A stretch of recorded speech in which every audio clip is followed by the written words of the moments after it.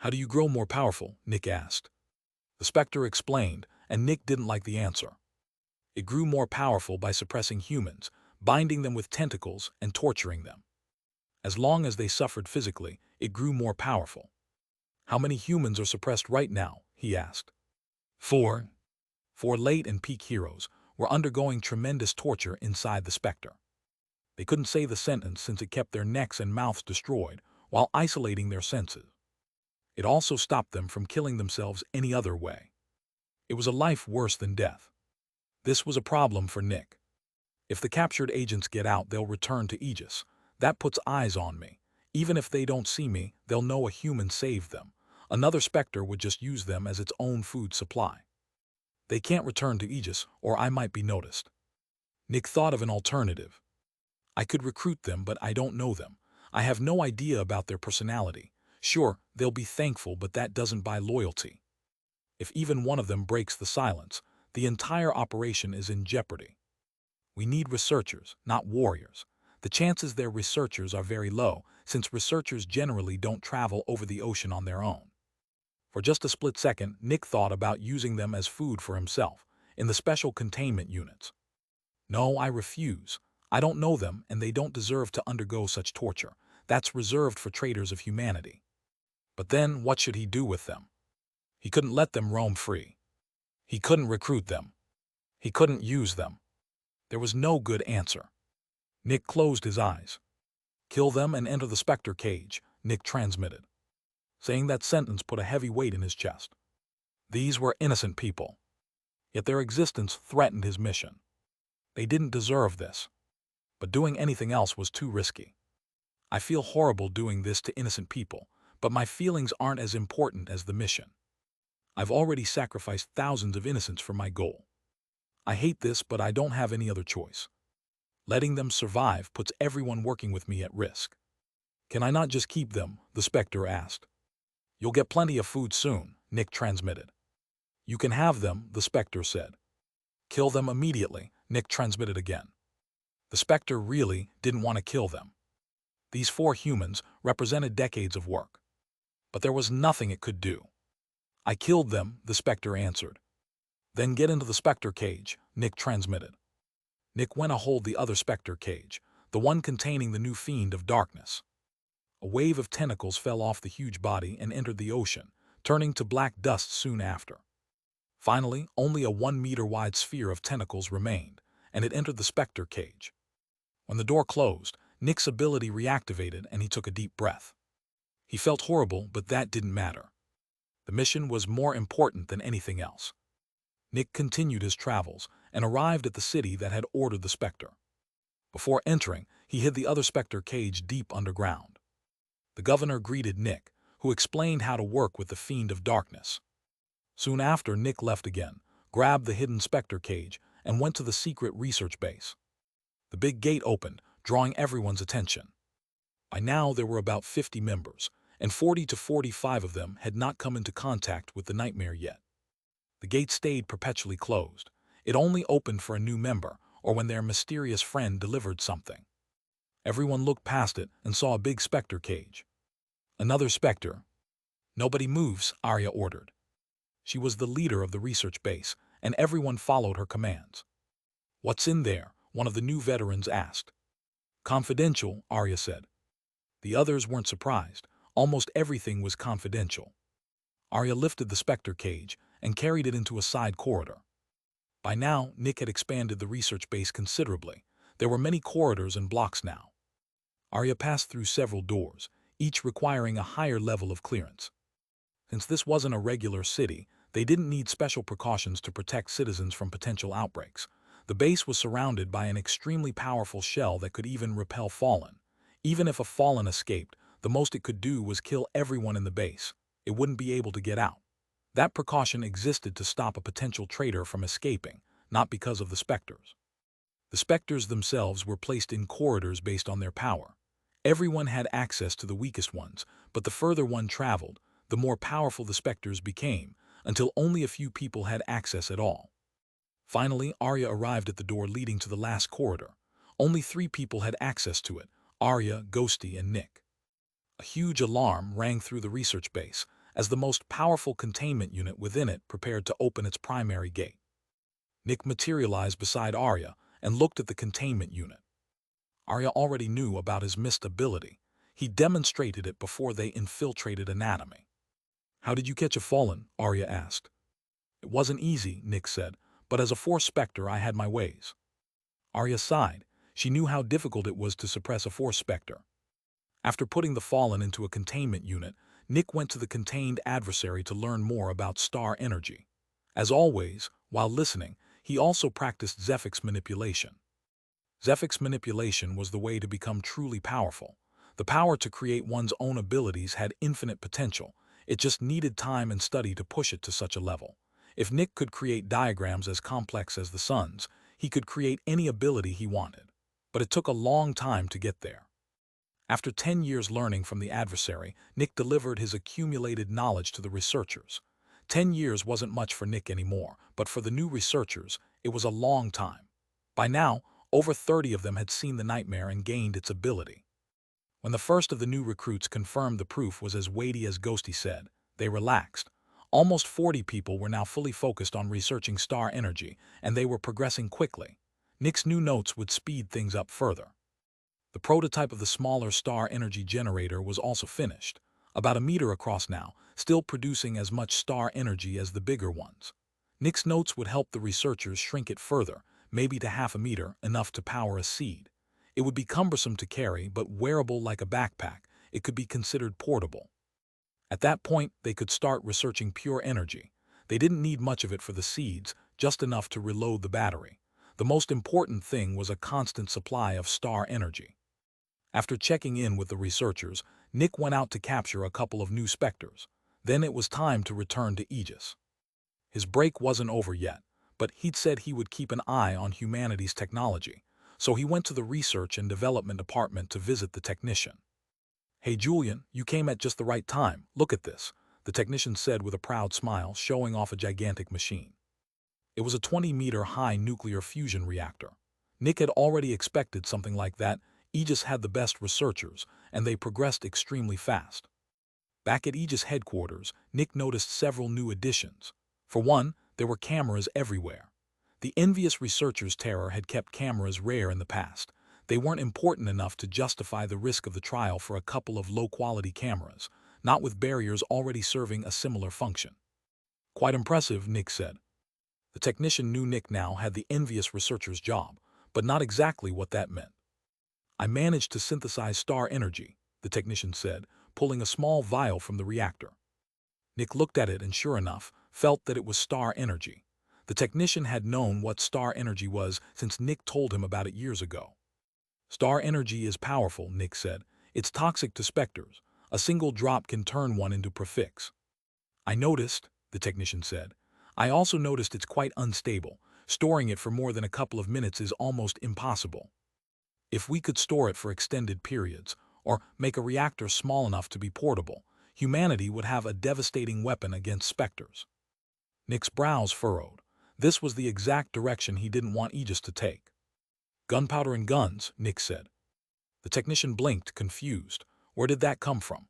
Then his eyes widened as he realized what Nick meant.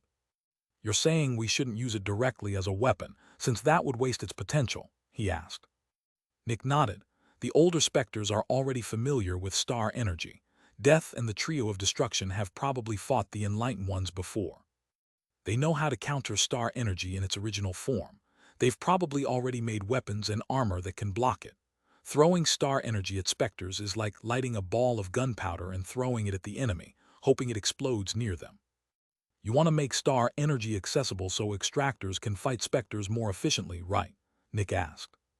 "Yep," the technician said, his mind racing through possibilities.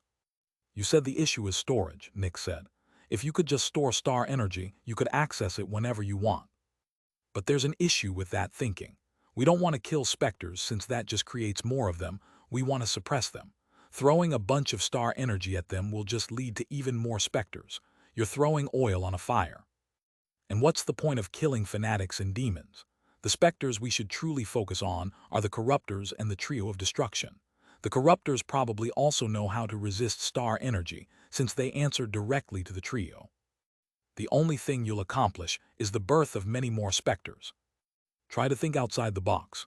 You want to store star energy so you can access its purest form, but that access isn't necessary. Focus on transforming it. What if you could forge star energy into physical weapons?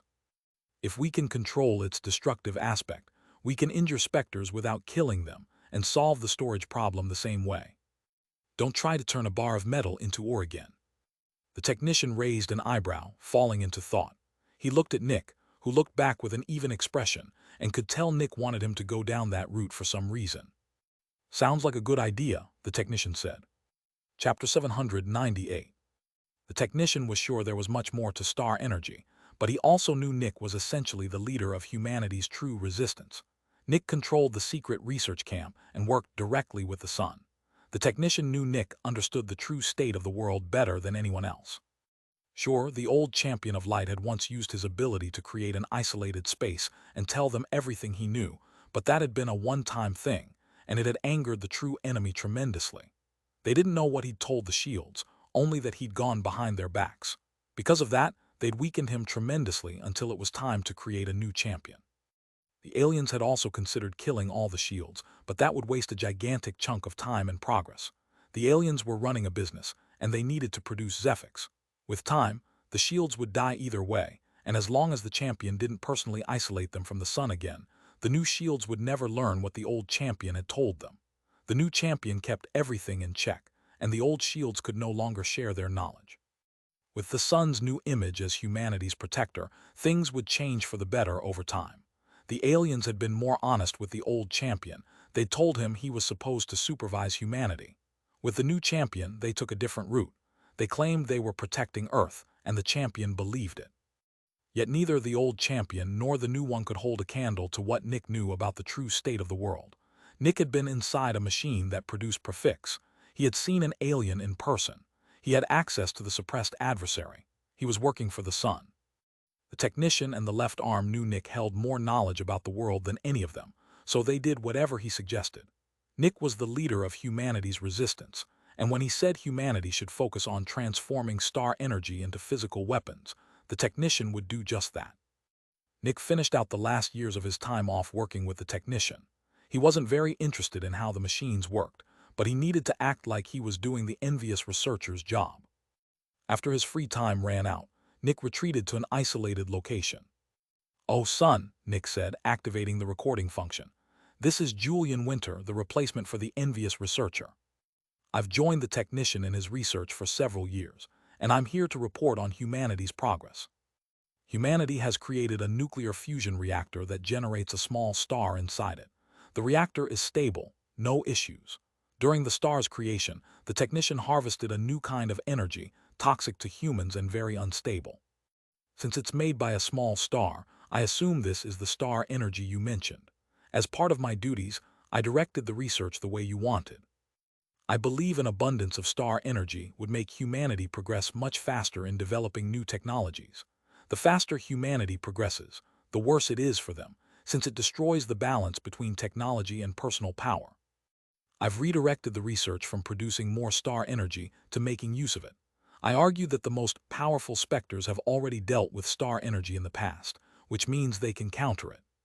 Humanity is now researching ways to transform star energy into small weapons Extractors can use: swords, rifles, spears, and so on. Humanity needs more personal power, and upgraded equipment will help. Once humanity creates powerful personal weapons with star energy, I'll redirect the research toward biological enhancement. You've said humanity's talent for altering biology isn't as good as its talent for turning cold steel into powerful weapons. I'll redirect humanity toward creating an alternative to Zephyx synchronizers. Star energy can be used as a power source, and a source that inherently counters Specters will help in battle. But humans are built to work with Zephyx, not star energy. Attuning a human body to work with star energy instead will take considerable time. I'll see where to go from there, and I might need your guidance when the time comes, but that's still centuries away. That's my report. If you want me to alter humanity's development further, instruct me." Nick took a deep breath and stopped talking. His ability hadn't deactivated during the entire speech, telling him nobody was watching. It confirmed once again that the Sun wasn't sentient. After the report, Nick entered Aegis headquarters and went to the left arm's office. "I'm ready to get back to work," Nick said. The left arm nodded. "You know what you have to do." "Contribute," Nick said. "I'll leave how you contribute up to you," the left arm said. "The Grand Continent is a valid target again. We implemented the changes we discussed 5 years ago, and Sloth is trying to find a way around them. For now, Sloth hasn't made any big moves, but allowing the trade of Specters has been a devastating hit to it. Right now, Sloth is helping humanity instead of hurting it. That can't continue. Sloth will find a way around our new policies. I'll leave your manner of contributing up to you. Go after Sloth or any of the others," the left arm said. "Thank you, left arm," Nick said and walked out. "I'm not sure I should deal with Sloth," Nick thought, heading for the exit. It's essentially conquered the entire Grand Continent, but its impact is limited by its modus operandi. Making it even stronger could be good or bad. Nick stopped walking. "Champion, I have a question," he said out loud in a random corridor. Nick had never contacted the champion this way before, but his new job gave him the right, he figured. "Ask," the champion's voice spoke in his mind. "Are the trio of destruction on the same level?" he asked. "No," the champion answered. "War is the strongest, most likely a late adversary. Famine is a mid-adversary, but it might advance to late soon. Pestilence is the weakest. It became an early adversary a couple of centuries ago." Nick nodded. "I'll work towards strengthening Pestilence. Since resources are limited, strengthening Pestilence means weakening the other two's growth. I'm going to deal with Gluttony." "You've proven effective and efficient," the champion answered. "I'll leave it up to you." "Thank you, champion," Nick said, and walked out of Aegis headquarters. Gluttony controls the Western Grand Continent, constantly warring with Sloth and Wrath. From what I've seen, Wrath has gained a lot of ground, and its influence is starting to encroach on Gluttony's territory. When Lust died, Wrath was the only competitor with access to its territories. While Wrath advanced east, Gluttony stayed isolated in the west. A battle of 3 or 4 fronts is unintuitively tame. No side wants to commit, since the others could combine forces and strike them. A battle between 2 sides is the most intense. Dealing with Gluttony turns the Grand Continent into a battleground between Sloth and Wrath. In a way, Sloth and Wrath are about as opposing as concepts get. An angry person is rarely silent and inactive. If they fight, the 2 kinds of cities will be almost opposites. Wrath thrives on conflict, and people strive for more power during war. Sloth cities, meanwhile, are willing to sell anything they don't need to survive. In a battle between Wrath's and Sloth's influence, Wrath cities will be strengthened by Sloth's. That could make Sloth desperate and careless. Every corruptor's personality matches its name, and Sloth, by definition, doesn't work hard. The more we force it to work, the more unstable it becomes. That's when we strike. It's time to deal with the corruptors. Chapter 799. Identify yourself. An extractor shouted at a person who'd appeared in front of the city gates. "My name is Terran Skylander, and I come from Sunken Ground City," Nick said, disguised as a smaller man with silver hair. "What's your business with Gourmet City?" the guard asked. "I'm here to join the city and found a manufacturer," Nick answered. The guard was taken aback. "You want to make a new manufacturer?" "Yes, I heard the city's policy on new manufacturers is very lenient. I've always wanted to own one, but that's not possible in Sunken Ground City," Nick answered. The guards talked among themselves. "Wait here," one of them shouted. Nick did, and a couple of seconds later, a strong extractor walked out of the city. From what Nick could tell, this one was a mid-specialist. "You want to create a manufacturer?" the man asked. "Correct," Nick answered with a smile. "I hope that's okay. We're always looking for new manufacturers, and we could use another specialist in the city," the man said with a friendly smile. "My name is Jonathan Leary, representative of Big Gourmand, the largest manufacturer in Gourmet City." Nick shook his hand. "Nice to meet you. Why don't you come in? Oh, I almost forgot, you're fine undergoing a series of tests to confirm you're not a Specter, right?" "No problem," Nick answered. Jonathan led Nick to the gate, and one of the guards took out a couple of devices. First, he held some kind of stick to Nick's body. "Mid-specialist," he said. "No signs of Specter Zephyx." Then he activated another device, and Nick's barrier responded. He changed it in advance. "Credentials check out." Finally, the man took out a small needle, pricked Nick's finger, put the blood into a tube, and added some powder. A moment later, it turned bright red. "Human," he said, looking at Jonathan. "Everything checks out." "You may enter. Welcome to Gourmet City," the guard said. "Thank you," Nick answered, and he and Jonathan entered the city. Nick acted surprised by what he saw, though he'd already scouted the city before officially joining. Gourmet City was sizable, around 5 kilometers across, filled with tall, clean buildings. There was even some greenery here and there, a luxury in most cities. Surprisingly, there were almost no poor people on the streets. Everything seemed nice, but since gluttony controlled this city, there had to be a dark undercurrent, and it was easy enough to spot.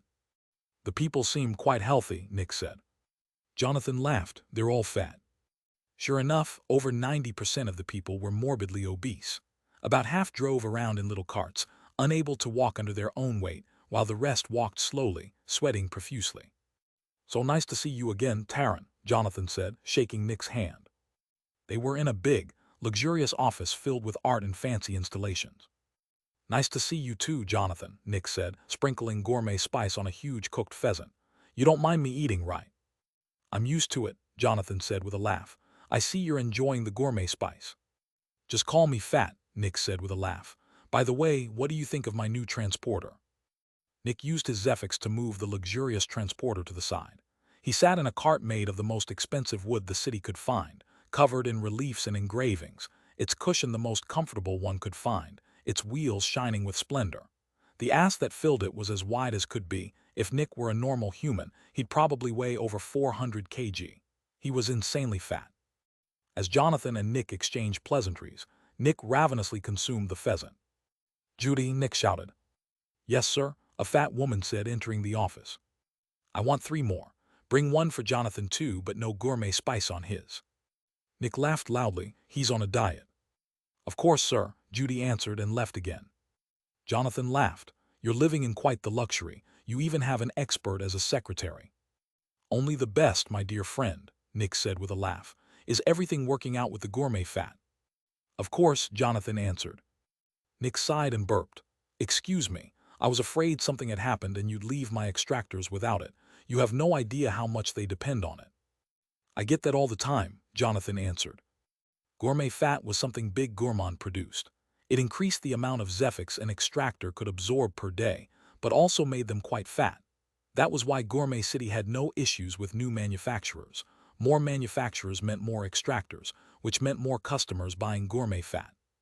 "The progress you've made in just 3 years is nothing short of astonishing," Jonathan said after some small talk. Nick shoved another fatty piece of meat into his mouth.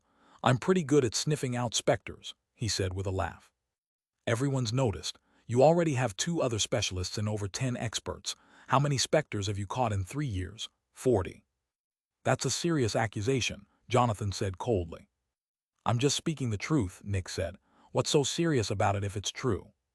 "Big Gourmand does not work with gluttony," Jonathan shouted, his aura intensifying. He released his Zephyx to threaten Nick. "You might be a late specialist, but you're weak in battle. If you become an obstacle to Big Gourmand, you will vanish." Nick snickered. "Vanish, funny wording." Jonathan's aura grew more intense. "I know you're working for gluttony," Nick said, "and you know I'm responsible for the disappearing extractors." "You're admitting it?" Jonathan asked, narrowing his eyes. "Yeah," Nick answered, eating more meat. "So, what are you gonna do about it?" Bang! Jonathan pulled out a sword and attacked. It stopped mid-swing, and his eyes widened in horror. Nick calmly took another bite, holding the blade in place with telekinesis. "Sit down," Nick said. "Whom?" An apocalyptic wave of Specter Zephyx washed over Jonathan, and his heart felt like it stopped. This power, how was Terran so powerful? He had to be a mid-hero, no, a mid-demon at least. Nick's telekinesis forced Jonathan into his seat. Nick cleaned his clothes and calmly stood up from his cart. Jonathan watched his body transform, shedding all its extra weight into an athletic version of himself. Nick walked over and put his hand on Jonathan's head. "You think this is my first city?" Nick asked with a friendly smile. "You think I've never done this before? Oh please, this is my 5th. I'm already a peak demon and I'll soon be a fallen. You think having gluttony as your backer helps you? You think it'll protect you? No, gluttony will write this city off as a loss and abandon you. All I have to do is call Aegis and tell them everything. Within a couple of days, a team of agents will arrive to take your precious Specter away." Nick came face to face with gluttony for the first time, and it didn't look like he'd expected. Instead of a fat man eating without end, he saw a beautiful, thin girl who looked human except for bright red skin. "What do you want?" she asked. Nick had already shifted into a fitter version of his disguise, a smirk on his face. "Working together," he answered. "I don't work with others," Gluttony said, sounding annoyed. "Well, too bad, you don't really have a choice." "You're a peak demon," Gluttony said. "I'm a peak fallen, you can't force me to follow your commands." "No, I can't," Nick said with a quick chuckle. "But we're both Specters only interested in personal gain. I can't force you, but I can make you want to work with me." Nick released his dense Specter Zephyx and put his hand on the CEO's head. The CEO of Grand Gourmand was an early hero, but in front of Nick, he felt helpless, not daring to move as Nick patted his head. "Look at this cute guy," Nick said, ruffling his hair. "I bet he's given you a lot of Zephyx over the years. Would be a shame if something happened to him, and if someone told Aegis about your two little servants." By servants, Nick meant the specialist standing in the room and the spicer, the Specter that made gourmet spice and gourmet fat. "You'd be making a terrifying enemy," Gluttony said, her voice a threat. "Oh, come on," Nick said with a chuckle. "Don't try this shit on me, I'm a Specter. That threat only works on humans. Resentment and revenge aren't things most Specters feel. I could destroy 5 of your cities, and if I simply asked for an apology, you'd give it to me. You're not prideful like pride or filled with anger like wrath. You're gluttony. You just want more. Speaking of, what differentiates you from greed? Seems like you both just want a lot of everything." As expected, Gluttony showed no resentment or anger. "Greed is the amassing of resources," she answered. "Gluttony is the consumption of them. We both take, we differ in how we deal with what we take." "Good to know," Nick said. "That was kind of a rhetorical question, but thanks for the answer anyway. Anyway, are you interested in working with me? I have a good offer." "Just speak, I have places to be." "I propose a cooperation," Nick said. "I'm very good at staying hidden among humans. I can disguise myself as any kind of human and pass every test, except the Zephyx Synchronizer test." The Zephyx Synchronizer test was the most invasive, but also the most accurate way to tell human from Specter. The tester simply cut open the subject's neck to look at the synchronizer. A Zephyx Synchronizer meant human, a Specter core meant Specter. Not even Nick could turn his Specter core into a synchronizer. That would be like turning a heart into a liver. The person would die almost instantly, heartless. "I'm offering you this ability," Nick added. "I have the unique talent of contacting Aegis without dying. You're being besieged by wrath pretty heavily, right? I bet you'd like a way to relieve the pressure. There must be powerful cities in the area you can't touch. I'll take care of them by calling Aegis. Taking a city from Aegis is easier than taking one from another corruptor, I'd guess." "So what do you say?" Nick asked. Gluttony looked at him for a while. "What do you get out of this?" she asked. Nick's smirk widened. "I get to reshape the cities however I want. I'm taking from wrath and keeping it. You gain nothing directly, but your opponent gets weakened. Wrath loses its foothold on the Grand Continent, which means it stops pressuring you. I'm offering safety. In exchange, I want your enemy's resources." "What do you think?" Nick asked. Gluttony considered the offer. "How do you grow more powerful?" she asked. "Is that relevant?" "Yes, if your way of growing fits the concept of wrath, there won't be any difference." "All right, I'll tell you. It's ambition. I instill unending ambition in people. They aim for goals way out of their league and dedicate their lives to them.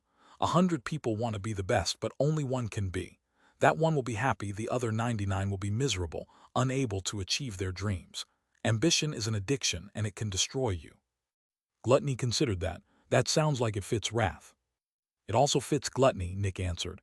"Consuming elixirs, working with every Specter, amassing weapons." "That sounds more like greed," Gluttony interjected. Nick shrugged. "So what?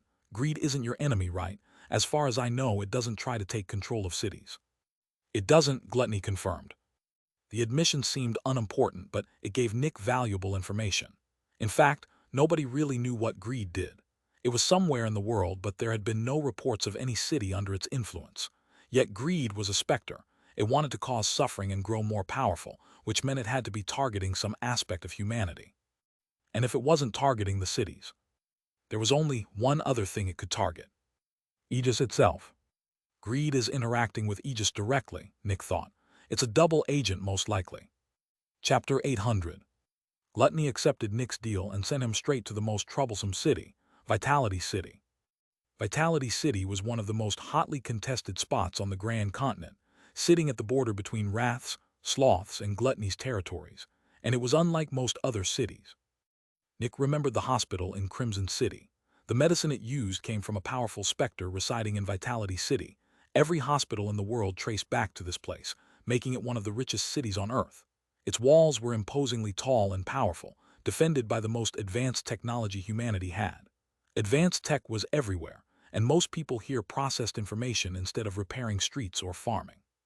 At the city center stood one of the most imposing megastructures in the world, a tower only 500 meters wide but over 8 kilometers tall. The elite lived inside it, the poor lived outside. The two were completely different worlds. Despite the city's wealth, the people outside the tower didn't lead nice lives.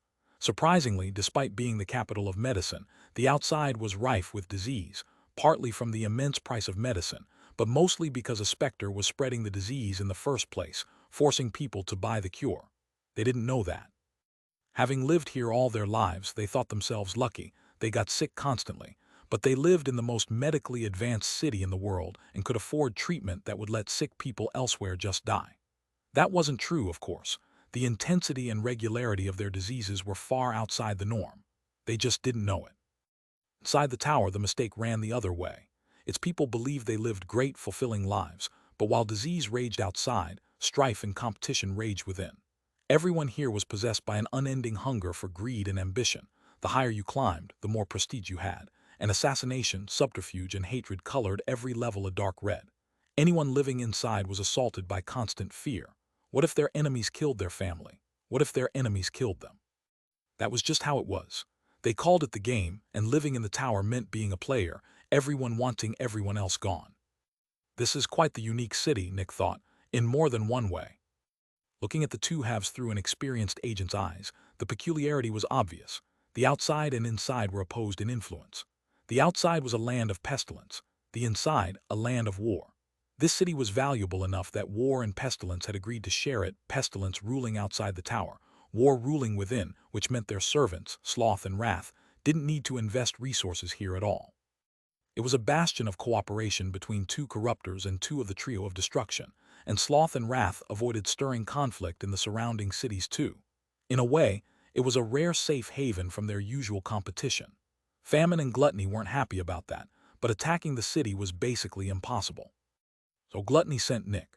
If he could get rid of it, the conflict between Sloth and Wrath would intensify in the area, taking the pressure off Gluttony, and in exchange, Nick would get to keep the city. It sounded like a great deal, but obviously not that simple. The problem wasn't taking Vitality City, it was keeping it. The city would draw Sloth's and Wrath's attention, and they'd try their best to get it back. It might even be worth sending a Fallen. That was part of Gluttony's plan, of course. Send Nick after the most troublesome city in hope he died to Wrath or Sloth, leaving Gluttony the only one who benefited. After looking the city over, Nick left again. He told Gluttony he'd need 3 years. In truth, he'd only need a couple of days or weeks. All he had to do was gather information and alert Aegis, and when it came to gathering information, Nick was at the very top. But he couldn't show Gluttony his true power, so 3 years it was. Nick spent those years listening to the contained adversary, delivering new books of information to the researchers, then returned to Vitality City. His perception was terrifyingly powerful, and since he could read the minds of weaker people, he found the Specter representing pestilence within a single day. The inside of the tower took a little longer, 4 days to find all the relevant parties. 5 days total was all he needed. Nick killed a corrupt specialist, took on their identity, and through a couple of tricks sent a message to Aegis. 2 days later, a team of agents arrived in Vitality City. Chapter 801. The team of agents turned the entire city upside down. The governor and 5 of his most powerful employees were executed, along with over 20 corrupt rich people indirectly supporting Wrath, several gangs outside the tower, and 5 captured Specters fed to the Crimson Sea. But compared to how Aegis usually did things, one servant of pestilence was spared. The merchant, the Specter who created the medicine used all over the world. It was confiscated and transported to Aegis headquarters instead, simply too valuable since the entire world needed its medicine. Through all of this, Aegis also interrogated Nick in his new disguise. He'd expected that, which was exactly why he'd assumed this particular identity. On the surface, this person had been a magnanimous philanthropist, always advocating for people beneath his status, doing plenty of charity. In truth, it was all a disguise for an empire built on profiting from the guilt of the very people it saved, forced labor, almost no pay, people worked nearly to death. He'd hidden it so well that nobody else knew except Nick, who'd uncovered it in no time. On the surface, Nick's disguise was a good person who wanted to help humanity, and that was enough for Aegis. They didn't have time to thoroughly investigate every rich person in the city. They did test his identity. They checked his barrier and its records, which supposedly couldn't be falsified. Except they could. Nick's barrier was special, given by the technician the ability to essentially copy any barrier. They also ran him through the standard tests to uncover Specters, which supposedly couldn't be falsified either. Nick passed all of them. Thanks to his disguise's outstanding record and image, Aegis gave him a high-ranking job in the new government. He wasn't powerful enough to be governor, but he'd have a huge part in developing the city. Within a couple of months, medicine prices fell drastically, and the Specter-spreading disease vanished. Security inside the tower tightened, making assassinations much harder. 2 servants of Sloth and Wrath appeared during this time to try to regain control, but Nick found and executed them quickly. 6 months after the city changed hands, Nick moved to the next phase of his plan. He entered a secret room inside the tower where a greater relay waited. He activated it and waited a couple of seconds for the connection. The other side picked up. The being projected before him was also completely red, but where Gluttony was soft and beautiful, this one looked like a muscular, angry man. Nick arrived in front of Mountain Fork City, built between 2 tall mountains, its central megastructure rising as high as the peaks beside it, creating the image of a fork. The plan is in motion, Nick thought, glancing at the Specter behind him. An inconspicuous ball of meat that was, in fact, a fairly powerful initial Fallen, one of the 3 Fallen working directly under Gluttony. "Lure it out," the Fallen commanded. "Sure thing," Nick said, entering the city in his usual disguise as Julian Winter. The guards let him pass without a problem. They knew him. It had been 2 years since his talk with Wrath, and he'd already made a name for himself here. Assimilating into a city's population was as easy as breathing for Nick by now. He'd done it so many times. He went straight to an abandoned shack near the edge of the city. The cave wraith was good at hiding but couldn't change its appearance, so it stayed there, reached by a tunnel that let its human contacts approach without suspicion. As Nick entered, a ghost of horrified faces rose from the floor, as if it had expected him. "It's south of the city," Nick said casually. The cave wraith looked at him without a word, then floated out of the city, moving south. Nick left the shack and went to the top of the city walls, looking south while chatting casually with the guards, who didn't mind his presence. They couldn't see the cave wraith. It was too good at hiding, but Nick could, his perception terrifying enough to catch fine detail tens of kilometers away. As he watched, one of the guards offered him a small, burning piece of paper, a local specialty, an herb whose smoke altered one's state of mind. Normal people loved it. It had a limited effect on extractors and none at all on Nick, being a Specter. He accepted anyway and smoked it casually, taking a deep breath and exhaling. Bang! No one in the city noticed, but 30 kilometers south, a wave of flesh rose to the sky, the small ball of meat expanding dramatically to consume the cave wraith. The 2 were only 1 stage apart. An initial Fallen against a peak demon, and the cave wraith was extremely fast. The wave of flesh missed, and the cave wraith struck back. The ball of flesh realized something was off. A Specter facing a more powerful opponent usually fled, but this one struck back instead. Nick inhaled more smoke, watching the ball of meat retreat. Then a gigantic stone face, almost a kilometer wide, appeared on the ground beneath it, grinning maliciously as it opened its mouth. This was Wrath's most powerful servant and ace, a mid-Fallen Force Specter. No joke at all. Nick exhaled. "Good stuff," he said with a smile to the guard beside him. "Isn't it?" The guard answered with a laugh, watching Nick close his eyes as if simply enjoying the cold mountain breeze. The gigantic face shot out of the ground, and the ball of meat fled further into the sky. The cave wraith appeared behind it and launched another attack, meant to throw it into the face's waiting maw, but the cave wraith suddenly stopped in midair, its body warping and distorting before it vanished within a second. The face in the ground stopped advancing. This wasn't supposed to happen. Nick finished exhaling with a smirk. "Whom?" The face suddenly felt a terrifying pressure from below, the worst it had ever felt. Deep beneath the ground, a red woman had opened her mouth wide, and the ground around the gigantic face began to distort. It felt its own Zephyx being rapidly absorbed, a Force Specter, and not even it was immune. Gluttony could consume basically anything, Force Specters included. She didn't grow more powerful from absorbing Specters, but she could still absorb them. "Thanks," Nick said to the guard. "I'll pay you back." Then he jumped off the wall and ran south. He came and went from the city all the time, and the guards never questioned it. The gigantic face slowly shrank. Consuming a mid-fallen took Gluttony a while. After about 20 seconds she finished, leaving only the ball of meat alive since it was her own servant. Nick arrived at the battleground, still smoking, and smirked. "See," he said, exhaling some smoke. "Just as promised, I gave you Wrath's most powerful servant and you lost nothing. Working with me is pretty profitable, huh?" Gluttony rose slowly out of the ground, looking at him with a neutral expression. "You kept your promise. You served me well." Nick took a deep drag of the burning paper. "But that ends now," Gluttony said. "You're too dangerous." She opened her mouth. Nick just calmly exhaled the smoke, a small smirk on his face. There was a very good reason he'd assumed the disguise of Julian Winter for this mission. Chapter 802. Nick watched Gluttony ready itself to swallow him, but before the ability could activate, she narrowed her eyes and shot into the ground. Bang! A gigantic pillar of fire erupted from the ground, pushing Gluttony back into the light. Spears of metal and ice shot at her from a distance as heavy gunfire echoed through the air. Nick threw the burning paper away, focusing on Gluttony. 10 people had appeared around her, every one a peak protector, the elite of humanity, the one who'd captured the Crimson Sea, the one guarding Aegis treasury, leaders from different strongholds, all peak protectors and all wearing glasses Nick himself had made, tracking Gluttony's location in case she tried to escape. Sure enough, the moment the 10 appeared, Gluttony split into 25 copies, all shooting in different directions. The protectors ignored every copy but one, and after flying a while, the rest dissolved. Nick could tell where the real Gluttony was thanks to his primary ability. If he could sense the envious researcher, he could certainly sense her. Nick took to the sky next, though not by his own power.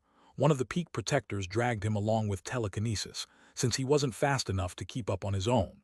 They chased Gluttony for several kilometers. This fight didn't end as quickly as Pride's or Lust's execution had, though Aegis hadn't sent any shields this time either. When Gluttony was finally stopped in her tracks, the man who'd once suppressed the Crimson Sea opened his eyes. His hair turned white, and he aged rapidly as a vortex formed around her, the same ability the left arm had, since this protector had once been his student. Gluttony was stuck in the air for just a moment. That was all the opening the Extractors needed. They pulled out vials and threw them at her. Her eyes narrowed further at the sight. She knew exactly what they were, humanity's terrifying new weapon against Specters. Star energy. A solid red shell formed around her, and the vials shattered against it. The shell turned to white mist and dissipated, but her body remained unharmed. The corruptors had ways of dealing with star energy, sure enough. Bang! One of the protectors fired a gigantic rifle, and the bullet struck her chest dead on. At first there was barely any damage, but then part of her chest began turning to white mist. Even powerful and experienced as she was, Gluttony couldn't fully counteract a star energy round. The piece detached and dissolved. Gluttony let out a terrifying screech, an attack on the mind, difficult to block, forcing the protector's barriers to burn through 50% of their Zephyx just to hold. It targeted humans, not Specters, so Nick was unaffected. "Change your barrier settings," Nick transmitted. "I'm unaffected." The protectors did as ordered immediately. They dedicated their lives to Aegis and knew Nick was a Specter, but the left arm and the champion had told them to trust him with their lives, so they did. Gluttony screeched again, and the protectors gritted their teeth as the world warped around them, but the glasses still showed exactly where she was. They kept attacking, though their accuracy suffered and most shots missed. A few still landed. She screeched once more and turned her absorption ability on the old man with the vortex, but he didn't waver, keeping her pinned as attacks rained down. He turned to black dust and vanished into her body. He died. Bang! Another star energy round hit her in the head, tearing it from her body. Bang bang! 2 more vials struck different spots. She'd been too distracted killing the old man and dealing with the bullet to notice them coming. 2 huge chunks of her body detached. Shing! A gigantic spear pierced her, and her whole body caught fire. "I surrender," Gluttony transmitted.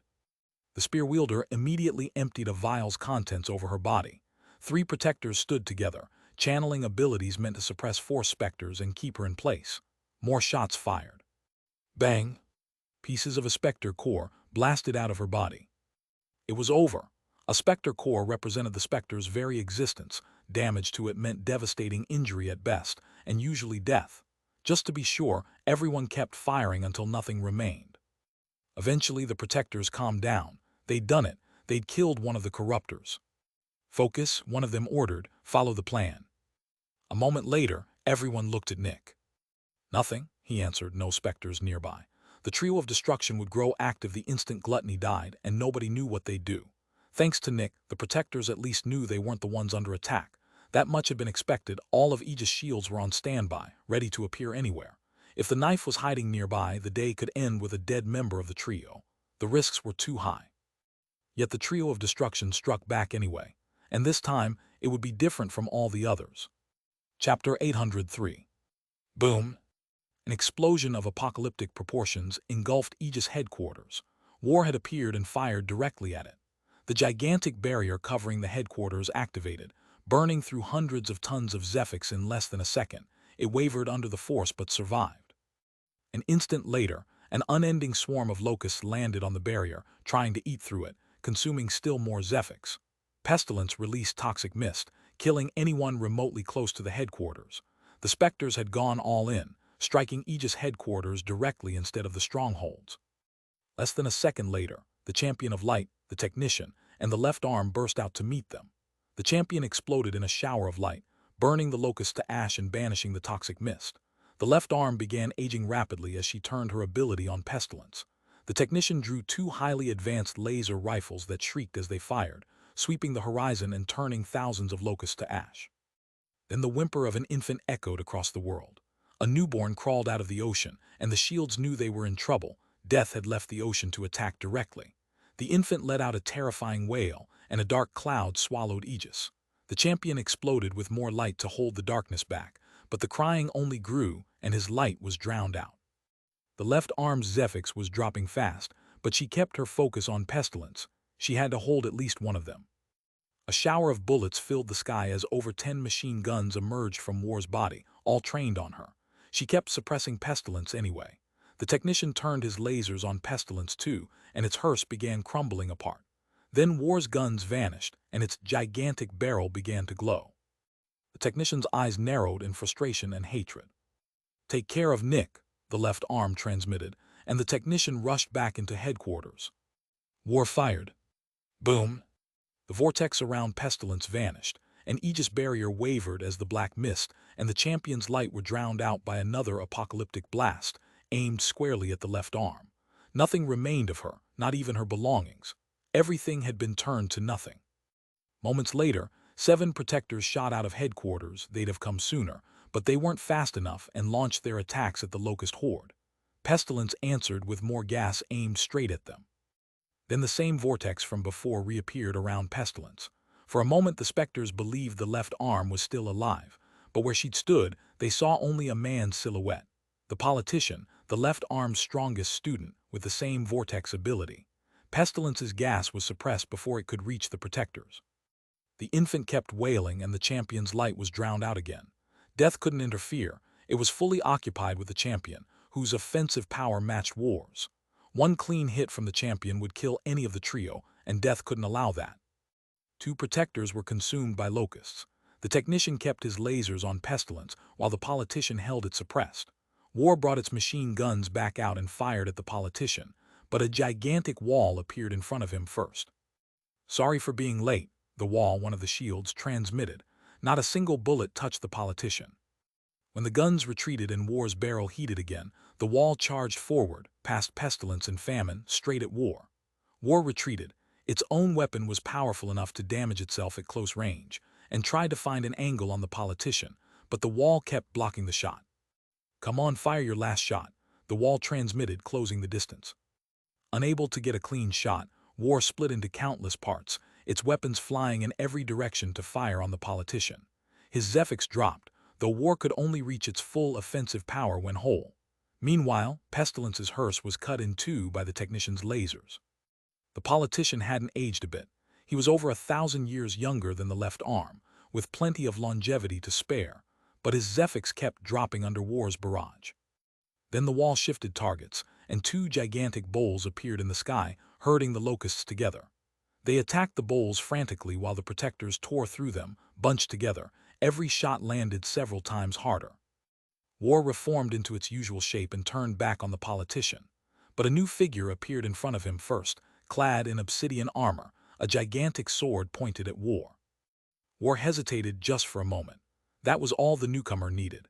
He shot forward at unfathomable speed, past pestilence and famine in an instant, and struck at War, who split into components again to dodge. The components all turned on him, but he cut down several even while weathering War's barrage. This was Aegis' newest shield, Xandur. His title was The Juggernaut. Chapter 804.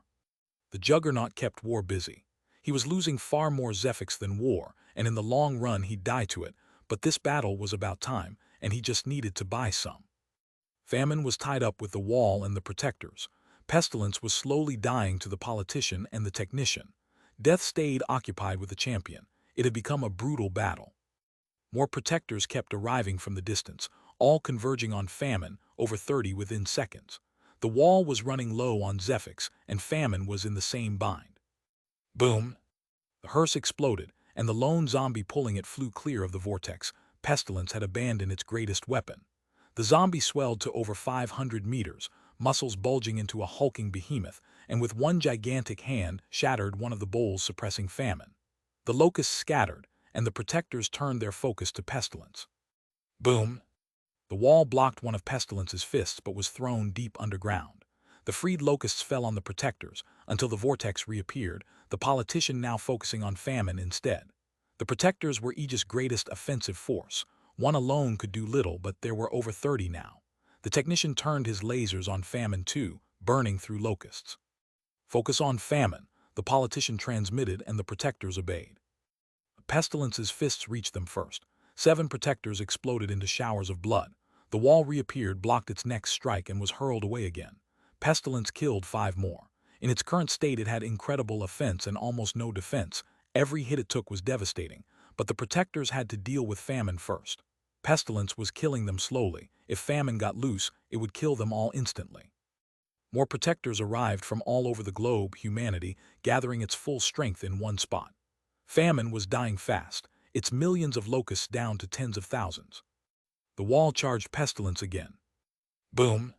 His shields exploded, showering Pestilence with shrapnel that pierced deep and drove it back, but his barrier wavered, the attack having burned through nearly all his Zephyx. He'd hurt Pestilence and bought some time, but the next hit would kill him. Famine kept dying, Pestilence recovered, the Juggernaut kept bleeding Zephyx, the champion still couldn't help. Pestilence stepped forward. Its next attack killed 12 protectors. This time the wall couldn't block it. With nothing left to oppose it, Pestilence readied another strike. Shing! For a moment the battlefield fell silent as everyone looked toward the coast. The knife had appeared beside Death. A deep cut ran across its neck. She looked back at Aegis headquarters with a content smile, taking in the devastation Pestilence had caused. Humanity can't survive without a sacrifice, she thought, looking at her ritual dagger. Let me be that sacrifice. Nick's image rose in her mind. Go free humanity. She rammed the dagger into her own neck and cut her head off. The infant wailed as the cut split across its entire body, and the darkness in the sky vanished as an impossibly bright explosion swallowed everything. The champion looked at Death with unending rage, readied his gigantic sword, and unleashed his most powerful attack, a kilometer-wide beam of light. Death couldn't evade. The trio acted at once. War appeared between the beam and Death, blocking most of it. Pestilence's hulking body covered even more, its locusts unable to help with the politician still suppressing them. War's weapons and armor burned away, leaving only its Specter core in a pool of molten metal. Pestilence lost all but part of its torso.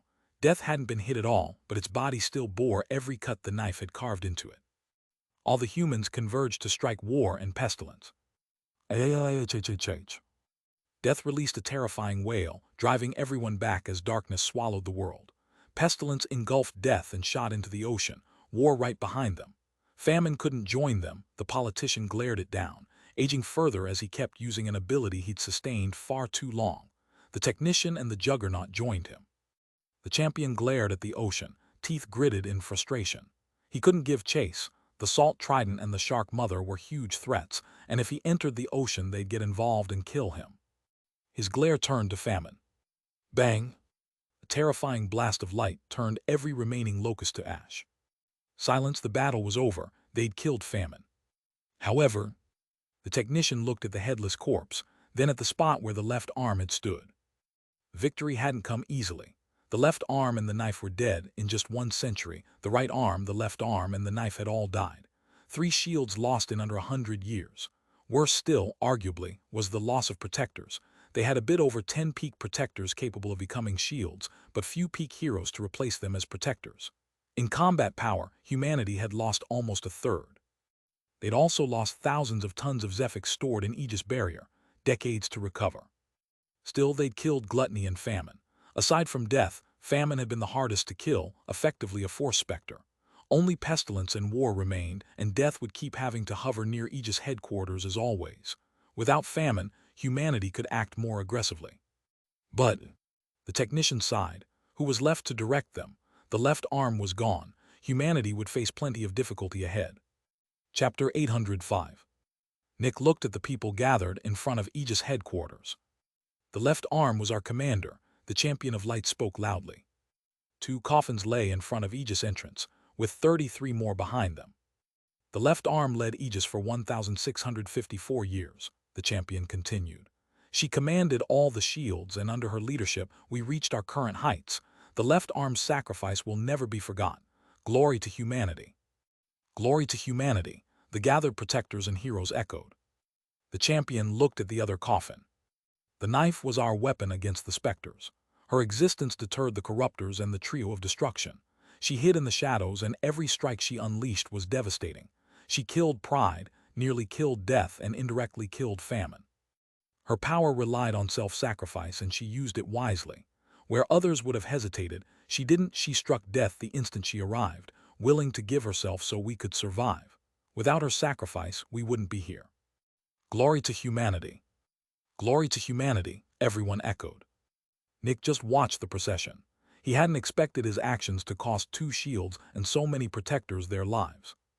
Our protectors arrived as quickly as they could, and despite Pestilence's rampage, they fought to the very end, knowing full well they would die.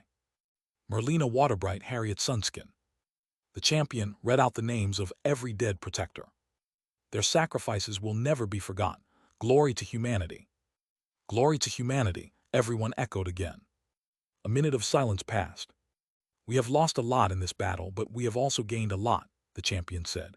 Gluttony and famine are dead. The trio of destruction is now the dew of destruction, and the 7 corruptors stopped being 7 long ago. Humanity is growing. We are finally fighting back. The future might be uncertain, but that's a good thing. In the past, our future was certain, and it wasn't one anyone wished to see. Now we can finally taste hope. New shields will be born. Humanity will recover. Gluttony can be replaced, famine can't. It takes forever for a fallen to become an adversary, and by the time a new one rises, humanity's power will already stand at incomparable heights. Time is on our side. Specters grow slowly. Humans grow fast. Death to all specters and glory to humanity, the champion shouted. Death to all specters and glory to humanity, everyone echoed. Never forget this day, the champion said. Today marks the beginning of our future. The procession is over. All the protectors immediately shot off in different directions. It was risky enough to gather like this, and the Specters certainly wouldn't grant them the luxury of mourning in peace. At least they no longer needed to spread across the whole continent. Half their strongholds had been destroyed. While the 4 adversaries attacked Aegis headquarters, the rest of the corruptors had decimated the strongholds, left undefended when every protector rushed to the capital. 6 fell. Wrath took both strongholds on the war continent. Sloth took the 3 across the middle and east of the Grand Continent, and Envy took the only one on the Long Continent. The corruptors had freed their territories of Aegis influence. Only 5 strongholds remained in the world. 1 near Crimson City, 1 in the northwest of the Great Triangle, 1 in the middle of Gluttony's former territory, 1 on the border between Wars and Sloth's territory, and 1 in the southern continent. 6 fallen had escaped in the destruction, another devastating loss. The cities in the corruptors' territories lost all connection to Aegis, since the strongholds had linked them. If a powerful Specter attacked now, Aegis couldn't help. Humanity's top priority was securing 2 new shields, and right behind that, securing the cities again. Envy, Wrath, and Sloth would have it far easier without Aegis looking over their shoulders. As the protectors dispersed, Nick walked back into headquarters and over to research and development, where he found the technician happily tinkering with something.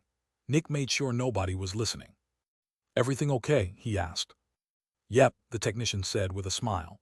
"We finally killed one of the trio of destruction. That makes things much easier." "What about the left arm?" Nick asked. "She knew her time was coming to an end," the technician said. "Her ability drains too much longevity. Even if she'd survived the battle, she wouldn't have had more than a couple years left. She was the oldest of all the shields. I'm glad she got to sacrifice herself in battle. I'm sure she preferred that to dying of old age in her office." Nick nodded. "I think you're right." "Silence." "Who's going to replace her?" Nick asked. "Most likely the politician," the technician said. "I'm not the biggest fan of his methods, but he values humanity above all else, just like she did. He's just more willing to sacrifice others for the greater good. If throwing millions of humans into the abyss would strengthen Aegis, he'd do it." The technician sighed. "Aegis will change a lot." Then he looked at Nick with a smile. "But as long as you stay the same, nothing will really change. Aegis represents the past. You represent the future." Nick nodded. "I'm not going to disappoint you." Chapter 806. Nick talked a bit more with the technician before heading to the left arm's office. As he entered, he looked at the spot where she usually sat, strange to see it empty.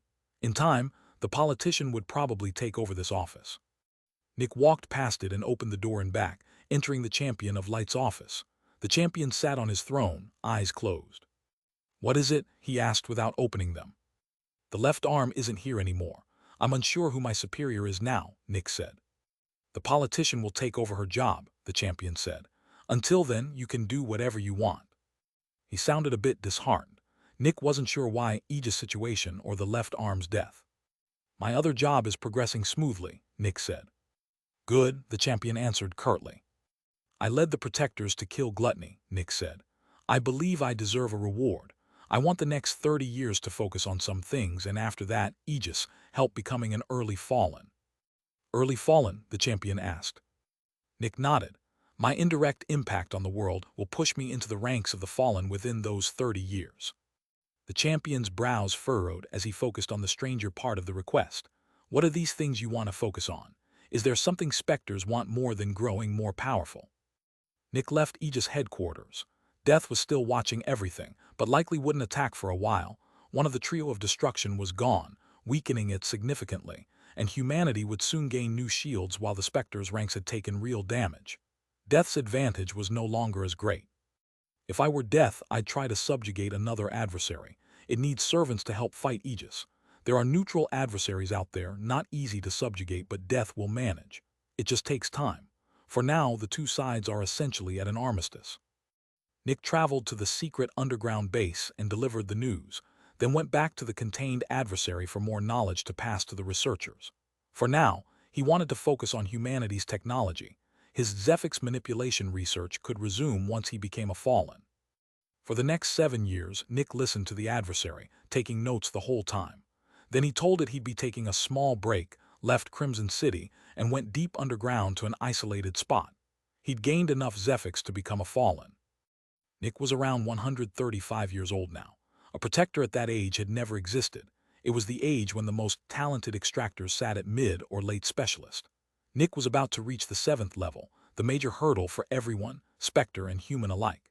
Humans could only become protectors by absorbing a mid-elder for consumption. Specters needed to be smart and powerful enough to cause suffering without getting caught. Nick looked around before carving a small path in one direction. When he saw darkness swarming the silhouettes, adding to their pain, he stepped back. This time he knew exactly what he wanted, and after experimenting with the paths for several minutes, he found it. "Last time I didn't choose you. You told me yourself you weren't the smartest choice. This time, you're the correct one. Zephyx manipulation is the key to true power, and I need true power to free humanity. Abilities are just simplified representations of Zephyx manipulation. In a fantasy setting, they'd be spells, small pieces of a greater concept of magic. Every spell takes one aspect of magic and turns it into a usable tool.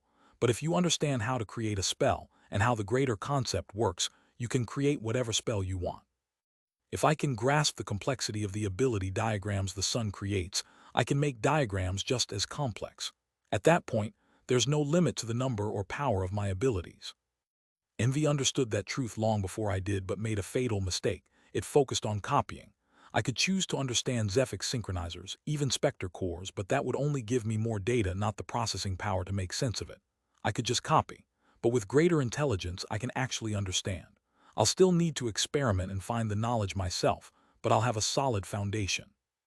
Nick walked the path of increased intelligence without hesitation, growing more confident in his judgment the further he went. Humans don't have this luxury, and I don't think any Specter grants this ability either. I'm already knowledgeable with this, I'll learn even more. Nick reached the end of the path and felt his consciousness return to the real world. But instead of the world around him, he focused on his Specter core, where a diagram was forming, just as expected. He watched it take shape for several seconds, still vastly too complex, but no longer impossible. Just a lot of data points he could unravel with time and effort. When it finished forming, he was pulled back into the real world, finding himself deep underground, surrounded by dirt. He closed his eyes again and focused on his new perception. 7th level mattered most for a Specter's perception. Demons could sense the surrounding kilometers with relative accuracy, but Death's perception stretched almost 2,000 kilometers, and the other adversaries weren't far behind. The Salt Trident could sense everything in the ocean. How could something sense a radius of thousands of kilometers? How could Specters like the False Hope or the Eternal Hunger grow and control forests and slimes across the world? How could a Fallen like the Ocular Serpent enforce death packs over thousands of kilometers? Mostly, it came down to the power of being a Fallen. Perception jumped dramatically at that stage. And Nick was a Fallen now. If he were an ordinary one, he'd sense only the surrounding 100 kilometers. But he wasn't ordinary. One aspect of the ability he'd gained from the Maw was boosted perception, and with it, he could now sense a radius of 500 kilometers. He wasn't at the exact center of Crimson City's island, but he could still sense roughly 80% of it, thousands of Specters living in the wild. Nick had already been formidable thanks to his perception, easily finding Specters hidden in cities for decades. Now that aspect had grown even more terrifying, so much came through at once that it nearly overwhelmed him. But his newly acquired intelligence let him process it quickly. The sun oversaw the entire world but couldn't process everything at once. It needed to focus. Nurse Alice's senses stretched across the world too, and she needed to focus as well.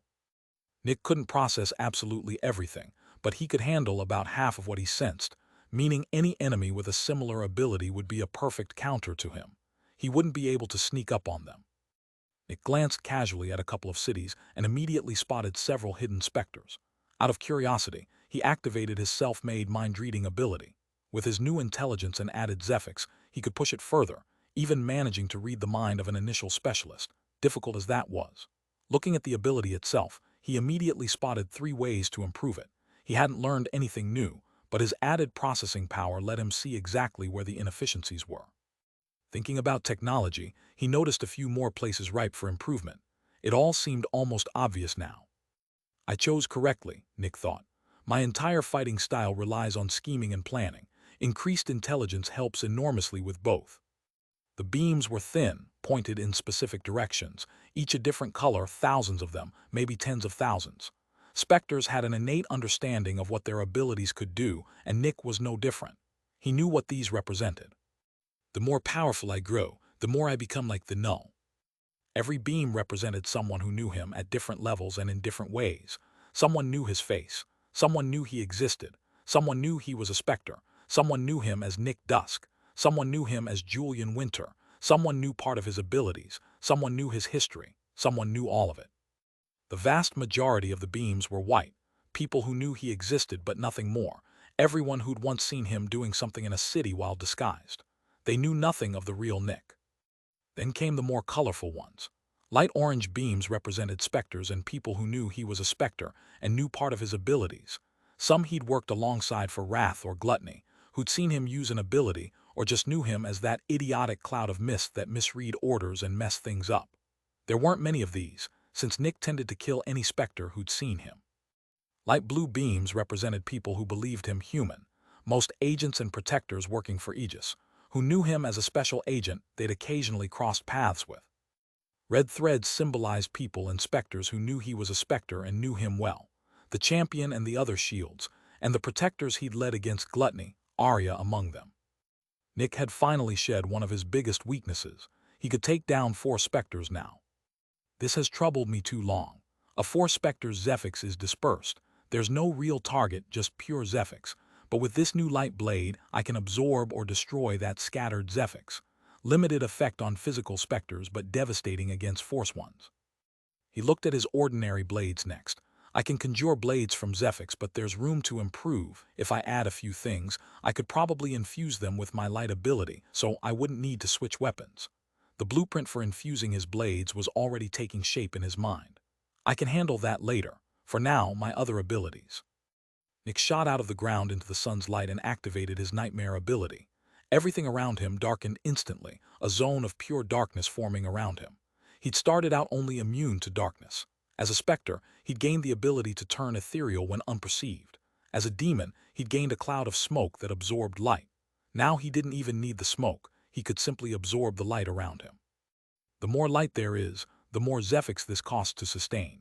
Still expensive, but far more versatile than before, since it gives my enemy no chance to react.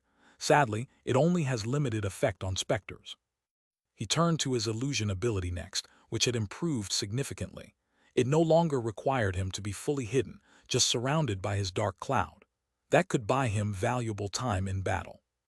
Then the two abilities from the Maw, his improved perception, now reaching 500 kilometers, and his portal ability. It had started as tunnels on hard surfaces while unperceived, then upgraded to let him vanish from midair as long as the exit was on solid ground. Now he could place the exit portal in midair too. Sadly, it's still extremely expensive, Nick thought.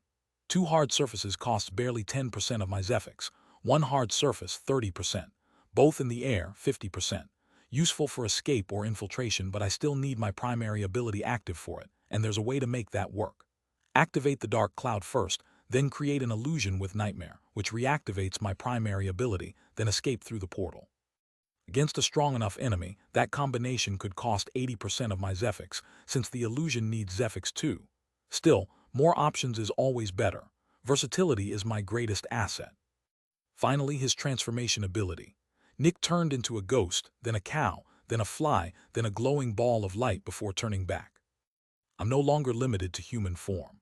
I can take the shape of any Specter, animal, or human. I can even disperse my Specter core through my body and fake something like a Zephyx synchronizer in my neck. Sadly, it's still only a disguise. The fake synchronizer doesn't function and I can't fight in any other form. My attacks are badly weakened there. If I want my true power, I need a human shape, though not necessarily my real one. All told, Nick's abilities had upgraded significantly. He could see who knew him and roughly how much they knew. His dark cloud let him retain 70% of his primary ability while somewhat hiding him from Zephyx senses. He could attack 4 Specters with his light blade. He could create a zone of darkness. He could create illusions from within his dark cloud. He could sense 500 kilometers around him. He could tunnel through open air while unperceived. He could change his form into nearly anything, defeating even the most advanced methods of finding hidden Specters. And now, one more, vastly improved intelligence. With 70% of my power active at all times, I'm no longer helpless if spotted. Even out in the open, I can confidently take down a mid-fallen. With the element of surprise, probably a late fallen too. Theoretically, I have enough power to kill a peak fallen, but they're too ancient and experienced, they'd react instantly and stop me cold. Nick remembered the first time he'd seen Envy. Back when he was just a John, and Envy had seemed like an apocalyptic force. I still can't fight Envy, but I'm not helpless against it anymore. Maybe I could even escape it. I'm no longer the weak Extractor you saw in Crimson City, Envy. Chapter 807. After experimenting with his abilities, Nick returned to the suppressed adversary to learn more about star energy. Sadly, his increased intelligence only made its inefficient way of communicating more frustrating. Still, while he listened, he could focus on his Zephyx manipulation, this time looking at the gigantic diagrams that made up his abilities, hoping he could finally begin to understand them. Tempt was the right word. The diagrams were still far too complex, but he could at least partially deduce small pieces. For the next 4 years he listened to the adversary while studying them, and by the end he still hadn't grasped even 0.1% of one. Still, he'd made real progress, improving his mind-reading ability significantly. He still couldn't read stronger minds, but he'd built in a couple of safeguards. His perception of his surroundings would only weaken rather than vanish entirely, and a cap kept him from running out of Zephyx or losing consciousness. Both features raised the ability's Zephyx cost, but he'd also made it more efficient, canceling that out. He was already working on a new ability too, though that one would take a long while yet. After those 4 years, Nick left the adversary and delivered his findings to the research base, which was coming along nicely, no deaths, and almost everyone had grown stronger. Most of the extractors here had come into contact with the nightmare, and just as expected, all of them were convinced. Maybe too convinced, Nick thought, watching a late veteran in the biology department. She only appeared to be working really, she was trying and failing to focus. She'd seen the proof with her own eyes and realized they were dealing with something even more terrifying than specters, and the revelation had left her in despair. Her mind raced, nausea from anxiety and terror gripping her constantly, as if some cruel god hovered over her shoulder. She feared the Specters could storm the facility any moment. They only had a peak hero to defend it, and if the Specters ever learned what was happening, they'd be helpless. She tried to calm herself and couldn't. The panic was too strong. She was suffering. She's a liability, Nick thought. If she says the sentence, Nurse Alice arrives and sees everything. She's unstable, a wrong joke or argument could set her off. This is dangerous. Working in the underground lab was extremely taxing on mind and emotion. Humans weren't built to endure perpetual darkness, especially after a lifetime in the light, and the late veteran's fears weren't unfounded. These were real dangers, and the pressure weighed on everyone. But as cruel as it was to say, they simply had to endure it, fear and uncertainty included. This is hard to solve, Nick thought. If I kill her, morale in the lab craters, everyone feels more fear and pressure. But we can't leave her like this either. I can't fake her death by Specter, since everyone here is a genius and would suspect we did it ourselves. Confronting her directly risks pushing her into doing something stupid. We're having a problem, Nick transmitted to Ghosty. You're still here, Ghosty answered. You usually leave right after handing over your books.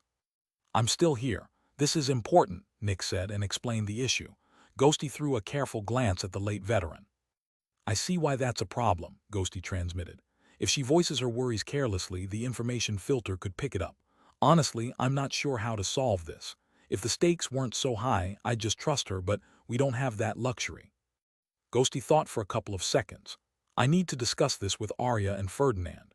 He's leading the biological research team, and since this is biology-related, maybe he'll have an idea. Nick left him to it. This was one problem he couldn't solve himself.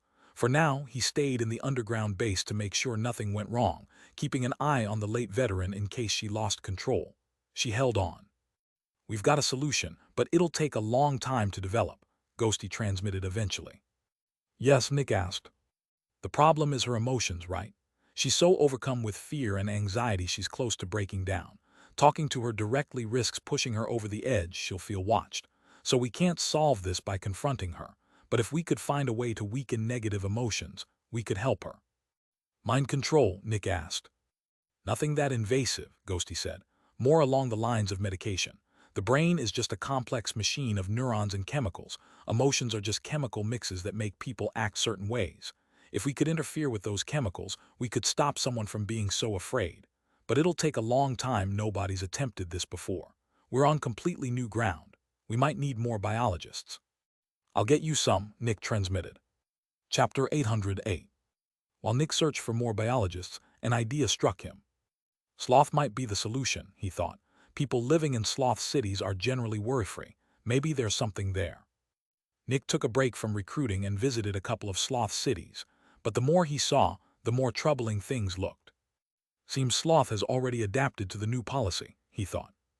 In the past, sloth cities had been relatively advanced and peaceful. Now most were different. Sloth had responded to Aegis' new policies by going more extreme. Instead of comfortable lives, the people had no energy and no motivation. They lived in dirty houses surrounded by pests and trash, hating their lives but lacking the energy to change them, sitting and staring at walls, lamenting how bad things were. Hopelessness? That was the best word for these cities. The people actually had the power to improve their lives, a job, going outside more, but they just didn't have the energy.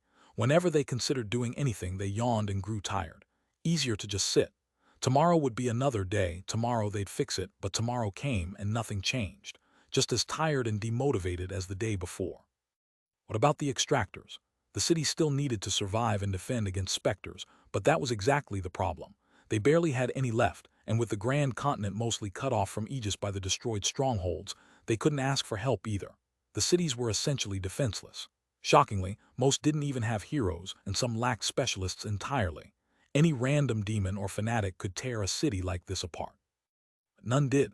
The reason was sloth. These cities belonged to it, protected by its servants. Any specter trying to cause chaos here was quickly persuaded elsewhere, some becoming sloth's own servants, others sent west or east. The cities had lost most of their specters, making them, in a way, the safest places on Earth. No specter dared attack or kill anyone here. But a miasma of decay, weakness, and hopelessness hung over them instead, as if everyone was just waiting to die. Sloth had really done it. It controlled over half the grand continent and made it useless to Aegis. The cities couldn't pay tribute, weren't catching or selling specters, weren't producing anyone who'd join Aegis in the future. The grand continent had become a black hole. No resources came out. Still, the change cost Sloth something too. With fewer extractors, it could only harvest Zephyx from regular people, who produced far less. A dwindling handful of strong extractors remained from before, but they were vanishing fast. Sloth was probably producing only 20% of its former output. Yet Aegis was getting zero from the grand continent. Sloth had cut off one of its own fingers to sever one of Aegis' hands. Solving this had become extremely difficult too. If I kill Sloth's servants, wild specters flood in and kill everyone. Plenty of weaker demons want to graduate from consuming cities to consuming agents. Within 3 years, these cities would be razed. Aegis would need to station 1 or 2 heroes in every city, which would weaken it elsewhere. Troublesome. Nick took a deep breath. But I'm not here to solve that right now. I need to find a way to help the people at the research base. The cities may have changed, but there could still be remnants from before. He searched through several cities and after a few days found something of note, an herb some people cultivated. It had a relaxing effect but dulled the mind, hard to focus, but it kept existential dread at bay. Surprisingly, the people using it generally fared better than those who didn't. In a city already drowning in hopelessness, its calming effect actually let people change something about their lives. But that only held true in cities like these. In any normal city, constant use would wreck a life, since everyone else kept their full faculties and stayed eager to build something for themselves. The herb bought short-term bliss at the cost of long-term happiness and success. It made problems easier to accept and harder to solve. Still, this might be a good starting point for that theoretical medication. If we could extract just the calming effect, it could solve our problem. Nick noted how to cultivate the herb and took some with him, leaving behind a stack of credits large enough to last these people a lifetime. Back at the underground research base, he introduced the herb to Ghosty. It quickly became clear it wasn't a great solution as it dealt with the anxiety, but left the user essentially useless. They were supposed to research things, make real progress. Letting someone take it solved one problem while pulling them off the research team for as long as they used it. Well, it's better than nothing, Ghosty said. Chapter 809. Nick captured 10 more biologists and hospital workers. Not every city had one of the merchants' hospitals, which meant they'd had to make their own medicine. Meanwhile, Ghosty unveiled the mental health program to everyone at the research base. It didn't go well. Some were angry that others got to relax while they worked. Some objected to the ethics of mind alteration outright, calling it a slippery slope. What if it didn't work well enough? Would they end up creating something to control their minds? They were still human, and they wouldn't give up control of their own minds. Others felt insulted, as if the offer implied they were weak. They'd all signed up for this mission and accepted it willingly. To them, Ghosty was treating them like children. But Ghosty had a strong counter. Any single person could blow the entire operation. If even one said the sentence, they'd all die, which meant he had to respect everyone's opinion, since pushing too hard risked the one person who'd ruin everything. He could tell them what to do, but he couldn't force them. Every member here had the power to indirectly kill him. So he spoke openly about the risk of someone cracking.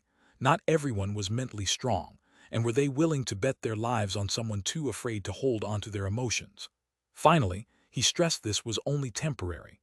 They were working on isolating the calming effect without compromising the mind otherwise. Then someone raised the issue of dependency. What if a person couldn't function without it anymore? That would just trade one problem for a worse one if anything ever happened to the supply. After handling the next batch of books and checking on the research base, Nick returned to the contained adversary for one last session. We have a star energy generator that can be carried, not small enough for a hand, but wearable like a backpack. Not quite finished, but it will be in a couple of years, Nick told it. Can we move on to generating pure energy now? Excited, that's good to hear, the adversary said through vibrations. I'd advise you keep focusing on star energy since you'll need a lot of it, but I also want to get out and eat something, so sure, let's talk pure energy. The adversary explained pure energy for the first time, a fusion of star energy and Zephyx. An unnatural one, since star energy normally just consumed Zephyx to make more of itself, like fire fusing with its own fuel rather than simply burning it. But then, life itself wasn't natural in that sense either. Existence trends toward entropy. Energy doesn't like staying gathered. It wants to spread thin, the way a clump of water spreads into a shallow layer across a basin. Stars radiate their warmth into the void over their lifetimes. Heat moves from hot to cold until everything equalizes. Life works against that current, a constant oxidation, hunting for fuel to keep its fire burning, gathering energy into one place instead of letting it disperse. A sufficiently advanced society could pool the energy of several stars into one spot, forcing energy to do something it doesn't want to do. Creating something as unnatural as pure energy was just another expression of that same defiance. It didn't want to exist, but life forced it into being anyway. Making it wasn't easy. Since star energy naturally converts Zephyx into more star energy, creating pure energy meant reversing part of that process, turning star energy into something like Zephyx, minus the component that made it Zephyx. The enlightened ones had been frighteningly advanced. Among the seemingly impossible things they'd achieved was creating Zephyx without Specters, a feat the ancient ones had also managed. The process wasn't without drawbacks, though. The adversary knew far more about human technology than any Specter should, including how these reactors worked. Why? The answer was simple: the enlightened ones. Just as Aegis viewed humanity as the single most important thing in existence, so had they. Potential and reality. The relationship between the two sat at the very core of Zephyx, not unlike potential and kinetic energy in physics. A ball rolling down a 1-meter incline has the potential to roll up another 1-meter incline, but that never quite happens. Wind resistance, friction, and other factors eat into its kinetic energy, widening the gap between what it could do and what it actually does. Its potential no longer matches reality. It could reach its true potential under better conditions, but conditions aren't better. That's simply how it is. Strangely, that gap between potential and reality could be harnessed to create Zephyx. It wasn't an easy idea for Nick to accept. Potential isn't real, just a made-up term. Only reality is real, or so he'd always assumed. But the deeper research went, the more surreal reality became. Particles that pop into existence only to collide with their opposite and vanish again. Particles existing in two places at once, or interfering with themselves as if they were two particles. None of it made sense, yet the evidence was undeniable. In the same way, potential turned out to be a very real physical concept. That physical reality of potential also validated suffering as something real. Suffering is usually described as an emotion, distress, maybe pain. Cut a branch off a tree and does the tree suffer? Of course not. It has no nerves, no sentience, no feelings, no way to suffer emotionally. But in a physical sense it does. The tree had the potential for another big, beautiful branch, and reality cut that potential short. That lost potential could be harvested and redirected elsewhere. Just as an air conditioner moves heat from inside a house to outside it, creating Zephyx moves potential from one thing to another. Star energy exists naturally, born from stars. Zephyx comes from infusing star energy or prefix with physical suffering, stolen potential. So how was pure energy made? Once you understood physical suffering and how Zephyx was created, the answer followed. Pure energy needed 500 parts star energy to 1 part Zephyx. Zephyx's high potential would transfer to the star energy. Normally, that would just turn the Zephyx into more star energy. But if you simultaneously absorbed all of the star energy's own potential, it split instead. 1 part losing all potential and becoming prefix, the other receiving the Zephyx's potential and becoming pure energy. In the fire and fuel analogy, the fire splits into heat and nothing, and the heat combines with the fuel's flammability, which sounds like it should just make more fire and usually does. But with the right advanced techniques, you could create a flammable fuel that needed no spark to ignite, already burning and yet not. That was pure energy, and the name fit. It was the most versatile substance imaginable, like ATP for cells, but compressible to an absurd degree. Pure energy in every sense, the essence of energy itself. Infused into a bike, the bike would roll forward. Infused into fire, the fire would burn hotter. Added to any form of energy, and that energy's potential increased. Its one drawback: storing it was essentially impossible. It had to be used the moment it was made, since it would fuse with any energy nearby, matter, movement, heat, anything, the instant it touched it. You couldn't stop that, only direct it. Put metal into pure energy and more matter would be crammed into it, making it harder, denser, heavier, the basis for terrifying weapons. Humanity could do something similar with Zephyx, infusing materials to harden them, but the difference was fundamental. Zephyx-treated materials stored Zephyx inside them, like an alloy, a fusion of two things.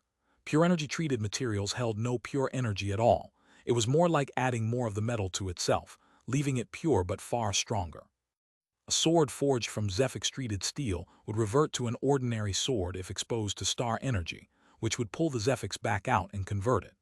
If the sun ever vanished and star energy blanketed the Earth, every megastructure would collapse under its own weight the moment it lost its Zephyx. Not so with pure energy. It was incorruptible, it couldn't be stolen or removed, an irreversible change baked permanently into the material's own potential. The sword resting on the floor above the contained adversary was forged this way. A complex steel alloy transformed into something like supersteel, fitted with its own star energy generator that washed the blade's edge in star energy. It could cut through any Zephyx, or any material treated with it. Dropped on Aegis headquarters, it would fall straight through. Anything it touched would have its Zephyx stripped away and turn ordinary, unable to bear the sword's sheer weight. Struck against a Specter, the target's body would turn to star energy, its own weight punching through any defense. The ultimate anti-Specter weapon. Only something forged with pure energy to be even harder could stop it. The containment unit in front of Nick, for instance, sat on a similar level. Could the sword break through it? Yes, but only with enormous kinetic force behind it. Its weight alone wasn't enough. Combining pure energy and star energy, humanity could build weapons with star energy's anti-Zephyx effect and pure energy's raw power, weapons only other pure energy forged things could withstand. Zephyx, for all its uses, simply couldn't compete. Zephyx is fuel, Nick thought once the adversary finished its overview. The aliens make it because it's a component of pure energy. They produce it here, sell some of it off, and probably keep a good share for themselves. Whoever buys it turns it into pure energy and uses that however they like. Their own bodies probably run on pure energy too, generating power almost like plants, consuming raw Zephyx and absorbing ambient star energy to make pure energy, then incorporating it into themselves. Their bodies are superior to ours. They don't share our critical weakness. Or more accurately, they're the ones who crippled us with it. They gave us this weakness. Once the overview was done, the adversary began describing the actual details of pure energy generation, and just as expected, it was insanely complicated. Nick could already tell this would take decades to put into practice. Chapter 810. Nick listened to the adversary describe pure energy creation for 9 more years, focusing on his Zephyx manipulation all the while. Despite the time invested, he was still nowhere near finished with his new ability, far more complex than his mind-reading one had been. He delivered another batch of books to the researchers, who'd managed to build a transportable star energy generator by now. Step 1, done. Now they just needed some pure energy, which would take a lot longer. The first prototype of the new medication was finished too, and a few researchers were already taking it in secret. Nothing looked different on the surface, but Nick could see less fear and anxiety in several of them. Things were progressing smoothly for now. After delivering his books, Nick left. His break was over. He was 158 now, and had seen a great deal of the world change, most of it because of him. Before returning fully to the world, Nick checked his new beams, wanting no surprises. His biggest worry was death, always watching Aegis headquarters, and since the two sat so close together, its beam was hard to pick out from the rest. He flew further north, letting the beams separate since death sat east of headquarters. 30 years was a long time. A lot could have changed. Checking again, he was glad he'd bothered. Only one beam could belong to death, not much else sat in the middle of the ocean. What happened? Nick thought, staring at it. It was red. When he'd first gained the upgraded ability, he was sure it had been blue. Blue meant they thought him human. Red meant they knew him for a Specter. This one was red. Death knew what he was. Worse, it wasn't light red but full red. Death knew some of his abilities too. Can't be gluttony or that meat cube, both died too quickly. And it took me years to advance afterward. Death would have known about me long before now. Sometime in the last 20 years, it learned I'm a Specter and picked up part of my ability along with it. The 10 protectors knew I was a Specter. Is one of them a traitor? Did one of them tell Death? One name came to mind. Greed. It's somewhere in Aegis and it must know what I am. Nick studied the beams. Several light red ones pointed to scattered locations around the world, and he set out to check them. His first stop was a stronghold, where he found one of the 10 protectors who'd fought gluttony. I should check everyone who knows this much about me. He flew across the world, avoiding death's range and disguised the whole way, finding several peak protectors, the wall, the juggernaut, and one new shield he'd never met. He managed to stay hidden from all of them. They could technically perceive him, but none paid attention to the hatchling slowly creeping through the ground. They saw thousands like it at any given moment. Eventually, he found someone unexpected, a female mid-hero serving as governor of one of the cities. Nick remembered her. He'd been with her inside the mall. She was still alive. It put him in a hard spot. She was innocent, loyal to Aegis, but she knew he was a Specter. I don't want to kill her, but I don't live for myself. My feelings don't matter here. I have to survive for humanity. In the end, he killed her silently. The city would face an upheaval, but it was a necessary sacrifice. Nick kept traveling the world. The only people outside the research base who know this much about me are the peak protectors and the shields. One of them has to be Greed. He checked the black beam pointing to the technician. Impossible. If it were him, Death's beam would be black too, or at least much darker red. He checked the beam to the sun, only slightly red, much lighter than Death's. Also impossible. The champion, the beam matched, but plenty of beams shared that color. Possible, but unlikely. We work together under the sun, and Death is his rival. Helping humanity beat the Specters is his job. I don't think he'd want to help Death. So it has to be one of the peak protectors or shields. The wall and the politician are safe. They've known about me for decades, and if either were Greed, Death would have learned about me much sooner. The left arm and the knife are dead. The champion and the technician are safe. That leaves the juggernaut, the 2 new shields, and a handful of peak protectors, 2 of whom probably became those new shields. Somewhere between 10 and 13 people could be Greed. I'll have to unmask it without Greed or Death noticing me first. Chapter 811. Nick disguised himself as a random human and flew toward Aegis headquarters. Death knew part of his abilities and his identity as Julian Winter, but not his talent for disguise.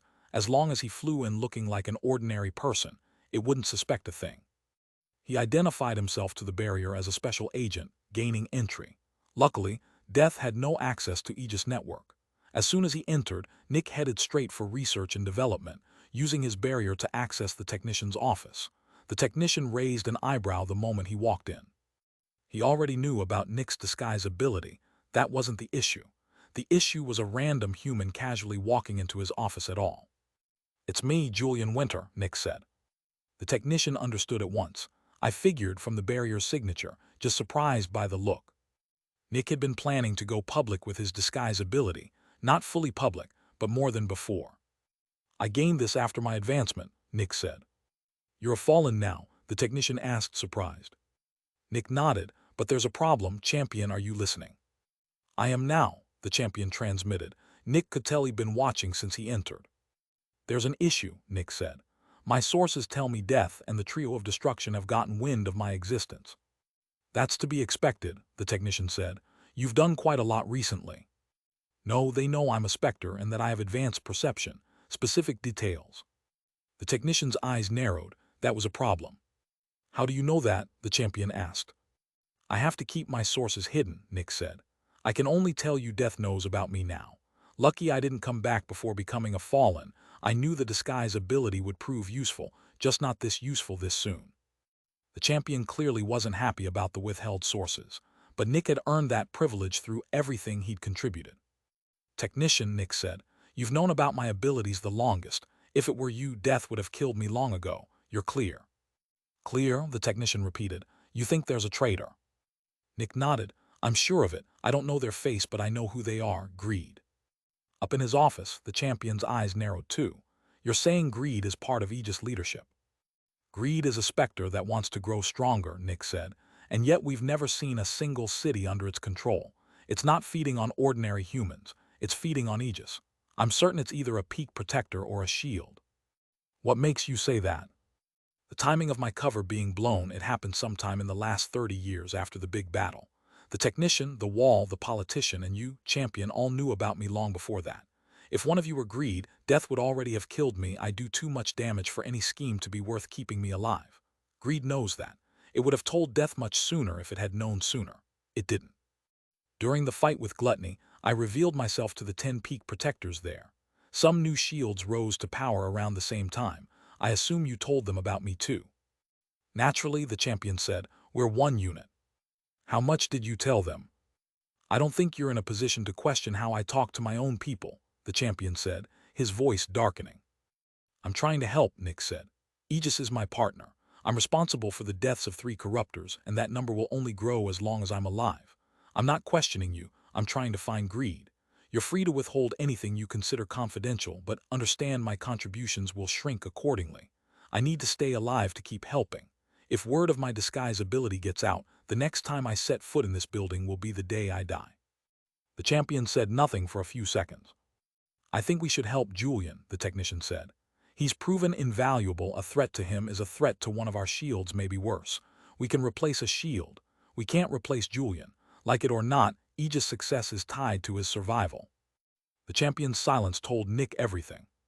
He's insecure, Nick thought. Admitting there's a traitor in Aegis leadership means admitting he made an error in judgment, worse still if it's a shield, since he's the one who approves every single one of them. About 25 years ago, I briefed the new shields on our operations against the corruptors, the champion finally said. They wanted to strike as soon as possible, and I had to explain why we couldn't yet. I told them we needed Julian to make the move. I told them about you because it was necessary, otherwise they'd have launched a solo operation. Chapter 812. Thank you, Nick said. How many of the new shields came from the group that helped me kill Gluttony? None, the champion answered. Are all the peak protectors who were with me still alive? Yes. That leaves 13 suspects, Nick said. The Juggernaut, the 2 new shields, and the 10 peak protectors. I can help with that, the champion said. Tell me something about your abilities and I'll pass that detail to one of the shields. If Death learns it afterward, we'll know who the traitor is. I'm sorry, but I can't just sense the moment someone learns something, Nick said. I have sources, but they're unreliable and slow. The champion was clearly annoyed at having his idea shot down. Actually, the technician said, now that I think about greed being in Aegis, a few things make sense. The champion and Nick both looked at him. How does greed grow more powerful? Every other corruptor grows by causing the thing they're named after. All the peak protectors want to become shields eventually, sure, but isn't it strange how many of them constantly push us to let them be the next one? These are people who have dedicated their lives to humanity. You'd expect them to want the most useful candidate to get the position, not themselves. Some believing they're the best fit, sure, almost all of them believing it. I think greed is instilling ambition in them, and when most don't get their wish, they suffer for it. The champion grimaced. Put that way, it seemed almost obvious. Can't you use your Zephyx sense to unmask it? He asked. I don't think so, Nick said.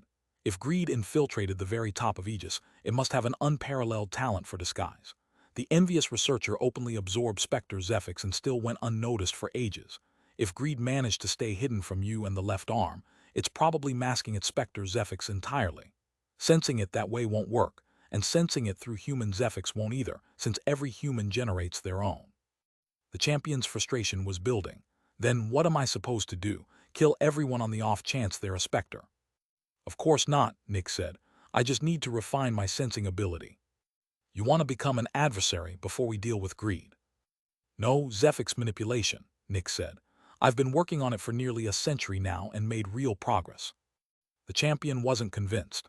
Self-made abilities can't compare to true ones. If your sensing ability can't find greed, neither will something you cobbled together. Abilities don't need raw power to be useful, Nick said. They just need to strike the right weakness, and I think I know exactly what to do. It might take a while, but I believe I can build a way to identify greed. How long is a while? Give me 30 years. Another 30, the champion said, annoyed. You just took 30 off. I'm not taking time off, Nick said. I'll work on this while becoming an early fallen. The two processes are connected. Remember how I became a peak demon? Yes. The containment unit isolated Prefix, so I only generated Zephyx after leaving it. But what does that Zephyx fuse with to become Zephyx in the first place? The technician laughed. If we knew that, we could make Zephyx without Specters. Nick nodded. I don't know what it is either, but if I can isolate it from Prefix and sense it directly, I might be able to build an ability around it. The technician's eyes lit up as he scratched his chin. If you can measure it, you can interact with it. We've never been able to see the fusion between prefix and whatever Specters use to generate Zephyx, but isolate the prefix from the suffering you're causing, and we might finally sense it." He nodded to the champion. "It sounds feasible." The champion's brow furrowed. "Fine. I already promised your advancement anyway. Get everything in order. Technician, you'll handle communicating with the protectors." The technician sighed, all his energy draining out of him. "More work? Sure," he grumbled. "Good," the champion said. "Julian, technician, I leave it to you." He cut the connection, though Nick could still feel him watching. "I need early and mid protectors," Nick said. "Sure, I'll get right on it," the technician said with a sigh. Over the next few days, the technician arranged everything, and Nick returned to the containment unit that could isolate Zephyx. Having already told the champion about his disguise ability, he no longer needed some elaborate costume. He simply took on the appearance of his old one himself. The first person to enter was familiar, the same woman who'd worked with him inside this containment unit before. The reason the technician gave her this time was far simpler than the left arm story back then. They wanted to train this Specter. It was peaceful, and its abilities were remarkable. The stronger it grew, the more powerful the abilities it granted Extractors, and it produced a huge amount of Zephyx besides. The unfortunate part was that none of that Zephyx would reach Aegis while the training was underway. But it would all be worth it eventually. The doors closed and the prefix ran dry. The woman collapsed to the ground once more, powerless. And Nick began focusing on Zephyx manipulation. Chapter 813. As Nick watched, he saw the Protector in a completely new light. In the past, I barely noticed the working Extractors. Suffering to produce Zephyx just seemed normal. But with the context of physical suffering and transferred potential, it looks so different now. This is a Protector, someone with the power to live free of worry, the world at her disposal. And yet here she lies, powerless, assaulted by a perpetual feeling of drowning, a torture no human could imagine. So powerful and yet locked in constant suffering. Bad enough that almost anyone else would say the sentence immediately. Her potential dwarfs a normal human's, and right now she has none of it. This is how the aliens make their Zephyx. This is how all of it works. She's suffering for their benefit, believing it's for humanity's. The more Nick learned the truth of the world, the darker it looked. The machine worked perfectly. Humanity believed it was growing stronger, when really everything was unfolding exactly to the aliens' plan. "No worries, your suffering won't be for nothing," Nick thought. "It'll be the key to unmasking greed." He turned his focus inward. He couldn't feel it, but he knew his body was accumulating potential that would vanish into Zephyx the moment he left the containment unit. Eventually the prefix returned, and Nick began generating Zephyx of his own. "We need to change this containment unit," he thought, watching the Protector leave. Once she was gone, he contacted the technician, who spent the next few hours modifying it. Now every Extractor wore a kind of spacesuit. The unit would keep prefix at a bare minimum so accumulated suffering wouldn't convert to Zephyx, then flood the suit with a burst of prefix the moment they were due to leave. Nick stayed inside as one Protector after another arrived and departed, suffering steadily accumulating around him, and still he couldn't sense it. His body had to be saturated with it, yet he felt nothing. He kept experimenting with his Zephyx manipulation anyway, though it wasn't easy. How does one manipulate Zephyx with none to work with? He had to stay nearly devoid of it so the accumulated suffering wouldn't simply disappear, but every experiment burned through what little he had, weakening him badly, too much at once, and his Specter core would run dry and kill him. Worse, since he couldn't recover Zephyx on his own, every test knocked him unconscious until the door opened and a trickle of prefix revived him. Every trial was costly. Why not shorten each Protector's session to get more chances to experiment? Because then the suffering might not accumulate densely enough to produce a measurable reaction. It was a difficult balance. Without his newly improved intelligence, Nick doubted he'd have made any progress at all. Luckily, his sharper pattern recognition caught subtle signs after 10 years of accumulated suffering, a certain sense of fullness, and a sharper hunger for prefix than usual. These must be signs of suffering oversaturation, Nick thought, which means suffering itself can be sensed. I just need to amplify these signs. He tried to memorize the sensation well enough to recognize it even surrounded by prefix. The next time the door opened, he walked out too. Every sign vanished instantly under a storm of freshly generated Zephyx. And he started over. This time it took 3 years to sense the signs again. Another break, another attempt, 2 years. He repeated the cycle several more times over another decade, until he could sense it after just 3 months. But 3 months of an early protector's suffering was still an enormous amount. He needed to sense it the moment it entered a Specter's body. 2 more years of experimenting, and Nick became an early fallen, which made the sensing noticeably easier down to a single month. But that was the ceiling of his own perception. No matter how hard a human strained their eyes, they'd never see an atom. Seeing one required tools to amplify the senses. For extractors and specters, abilities were those tools. Nick could summon the sensation whenever he wanted now, but only as a simulation. Nothing external triggered it anymore. Once he became an early fallen, Nick stepped out of the containment unit. 5 years remained of the 30 he'd promised the champion. Now, I need to build a framework for the actual ability. He retreated to an isolated spot and began drafting Zephyx manipulation lines, though theory alone could only take him so far. 3 years later, he contacted the technician.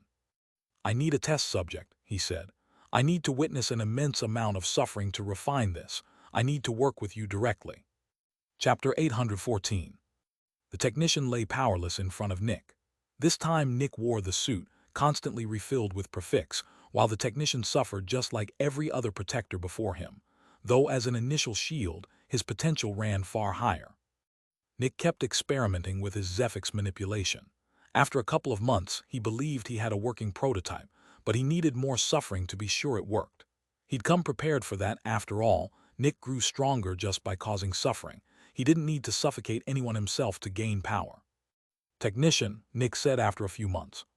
The technician looked up weakly, breathing hard. "I'm sorry, but I need more suffering," Nick said, pulling something from his space bag. Fear crossed the technician's face. It was the new machine he'd spent months building. "This is a necessary sacrifice," Nick said, and destroyed it. His prototype ability registered a slight spike, though he couldn't be sure it was real and not just his imagination. So he pulled out another machine and destroyed that one too, and over the next few hours, 6 more after it. It wasn't for nothing. Nick could now be reasonably sure his ability worked. As the technician came to terms with the loss, his suffering settled back to normal levels, and this time Nick could actually feel it, the sensation of generating his own Zephyx. "This is enough," Nick thought, and deactivated the containment unit. The technician stood and glared at him. "This wasn't part of the deal," he snapped, gesturing at the wreckage. "I needed the additional suffering," Nick said. "I'm sorry I had to do that to you, but we both know this is bigger than either of us.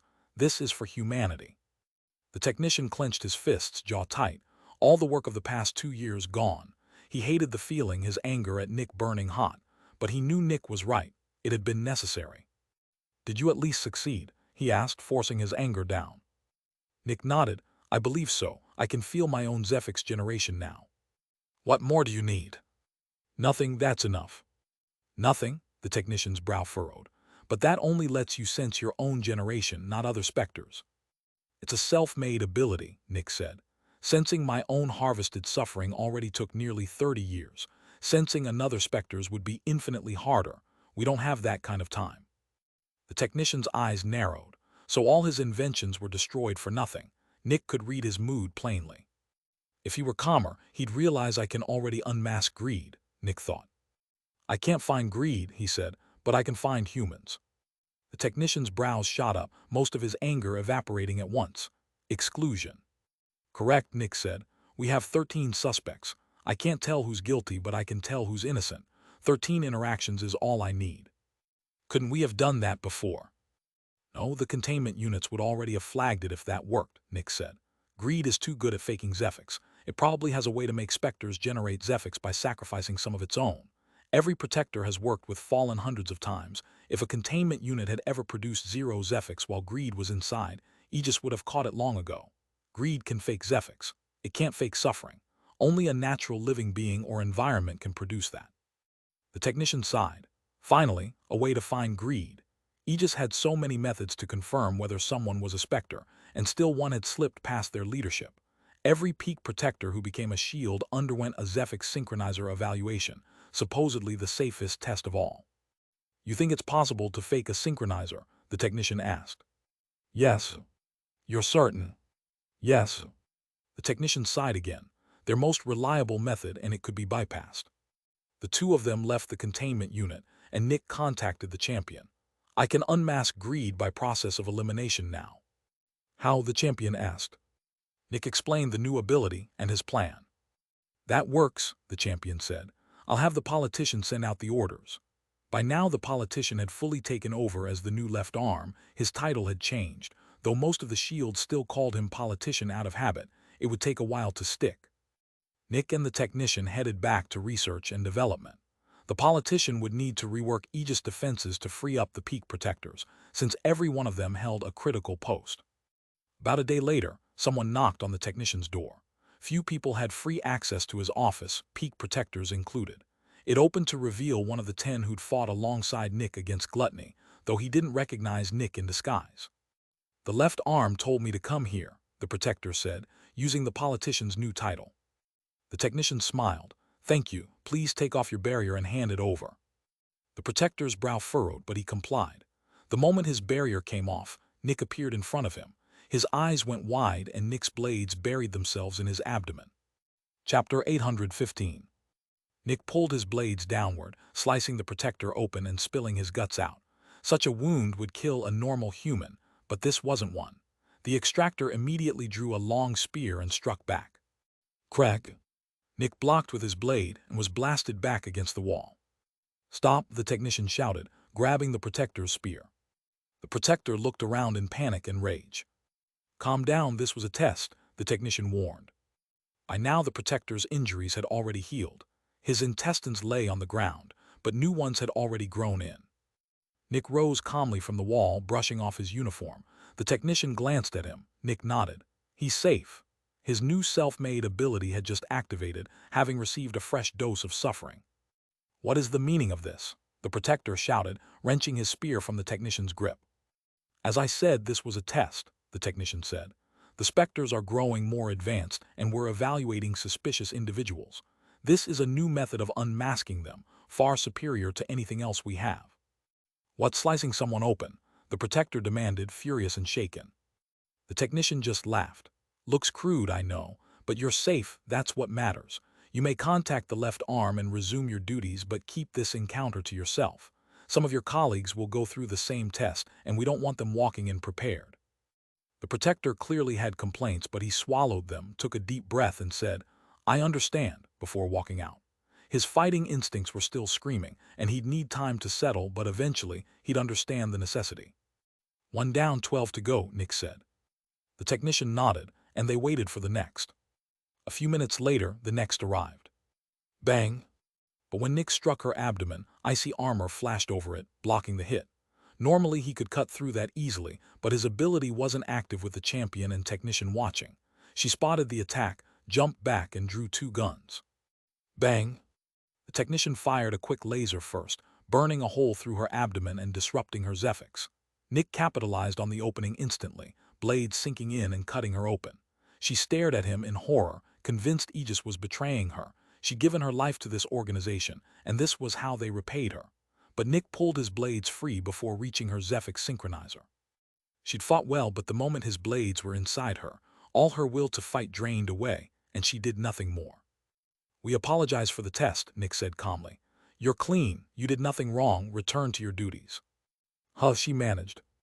This was a test, the technician said, and you passed. Sorry for the inconvenience. It took her a few seconds to process what had happened. She left in confusion, though Nick knew the anger would hit once the shock wore off. 3 more protectors came through over the next 10 hours. 1 blocked Nick's initial strike, the other 2 caught completely off guard. 5 down, 8 to go, Nick said. Statistically, we should get a hit in the next 3, the technician said. Nick's brow furrowed. If we were choosing at random, you'd be right. The technician raised an eyebrow. You think greed is one of the shields? I'm 80% sure, Nick said. How come? The timing. The peak protectors were briefed about me just days before the attack. Any of them could have told Death, and I doubt Death would have sacrificed Gluttony for some scheme. Gluttony was too valuable, and the mission went too smoothly. Gluttony never acted suspicious. I'd assume the corruptors and the trio know greed's identity, and if they'd spotted it among the group attacking them, they might have acted differently, even used its identity against it, forcing it to sabotage the mission. Instead, everything went off without a hitch. Still, I want to test every peak protector who took part. The technician nodded. That makes sense. This time it took the politician a couple of days to rearrange the defenses, but soon all 5 remaining peak protectors from the mission were back at Aegis headquarters. and the tests continued. Next through the door was the guardian of Aegis Treasury. Nick had seen him twice in his life, once collecting his first reward, once on the last mission. Like everyone else, he handed his barrier to the technician. Bang! Nick's blade sank into his abdomen. He looked back with shock and hatred. Calm down, this was. Bang! Nick rammed the blades in again, cutting off the technician's explanation. Suppress him, Nick transmitted. The technician's eyes widened, but he reacted fast. Bang bang. Two lasers cut clean through the treasurer's arms.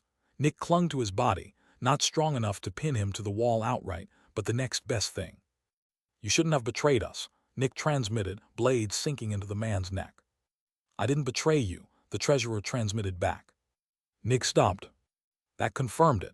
He'd just spoken through the unique channel only Specters used to communicate, and the treasurer had answered the same way. Chapter 816. Nick cut the treasurer's head off, and the body fell lifelessly to the ground. He landed calmly behind the technician. The door opened. The champion of light walked in. He'd been watching the whole time, and his eyes narrowed at the corpse before he turned to Nick. Explain. He's a Specter, Nick said. I only cut his head off. A human would die, but his Specter core is undamaged. Why not incinerate him slowly and see how he reacts? The champion's eyes narrowed further as he raised a hand, light gathering in his palm. Wait, the headless corpse transmitted, springing to its feet. I concede you can suppress me. The champion's eyes darkened, but the light didn't fade. I think we can use him, Nick said. We need more fallen, and he's already inside our headquarters. Normally we'd kill him for the risk of leaking intel, but I don't think he'll try that with you here, and he seems easy enough to work with. The champion's brow furrowed as the headless corpse slowly regrew its head, looking at him with fear. It disgusted him. Specters didn't feel fear, and the act of pretending otherwise for sympathy only made him angrier. Fine, he said, letting the light die. Suppress it and dump it in a containment unit. Oh, thank you, thank you. Shut up, the champion shouted, sword drawn and pointed at the Specter, which fell silent instantly, its expression going neutral. The sympathy card had nearly backfired. Nick approached and fitted the Specter with a couple of Zephyx suppressors. Once it was helpless, the champion snorted and left the office without another word. Tell me Greed's identity, Nick said to the Specter. The technician's eyes widened. Even the champion paused mid-step. I don't know, I get my orders by mail, it answered. I knew it, Nick thought, eyes narrowing. How did you grow more powerful? Hoarding resources and steering Aegis policy to make rewards harder to come by. Some of what's logged in the treasury on paper, I've already destroyed. Destruction of resources, Nick said. The Specter nodded. Nick turned to the technician, as expected. The technician suddenly understood how Nick had known this wasn't greed. Its methods don't match Greed's. Nick nodded. Every other corruptor has servants, why wouldn't Greed? A peak fallen serving another peak fallen, the technician asked, brow furrowed. Soft power over hard power, Nick said. This one knows its own identity but not Greed's, and despite similar strength, Greed holds its life in its hands. That's enough to force servitude. There's also a chance Greed isn't even a fallen anymore. That gave the technician pause, but Nick's logic held. Every corruptor was a peak fallen, but nothing stopped one from becoming an adversary. The other corruptors feed on heroes and weaker extractors. Greed feeds on protectors, quality over quantity, Nick added. Makes sense, the technician said. He was the finest researcher in the world, brilliant by any measure, but subterfuge and intelligence work weren't his trade. He was a scientist, not a spy or commander, and some things obvious to Nick simply never crossed his mind.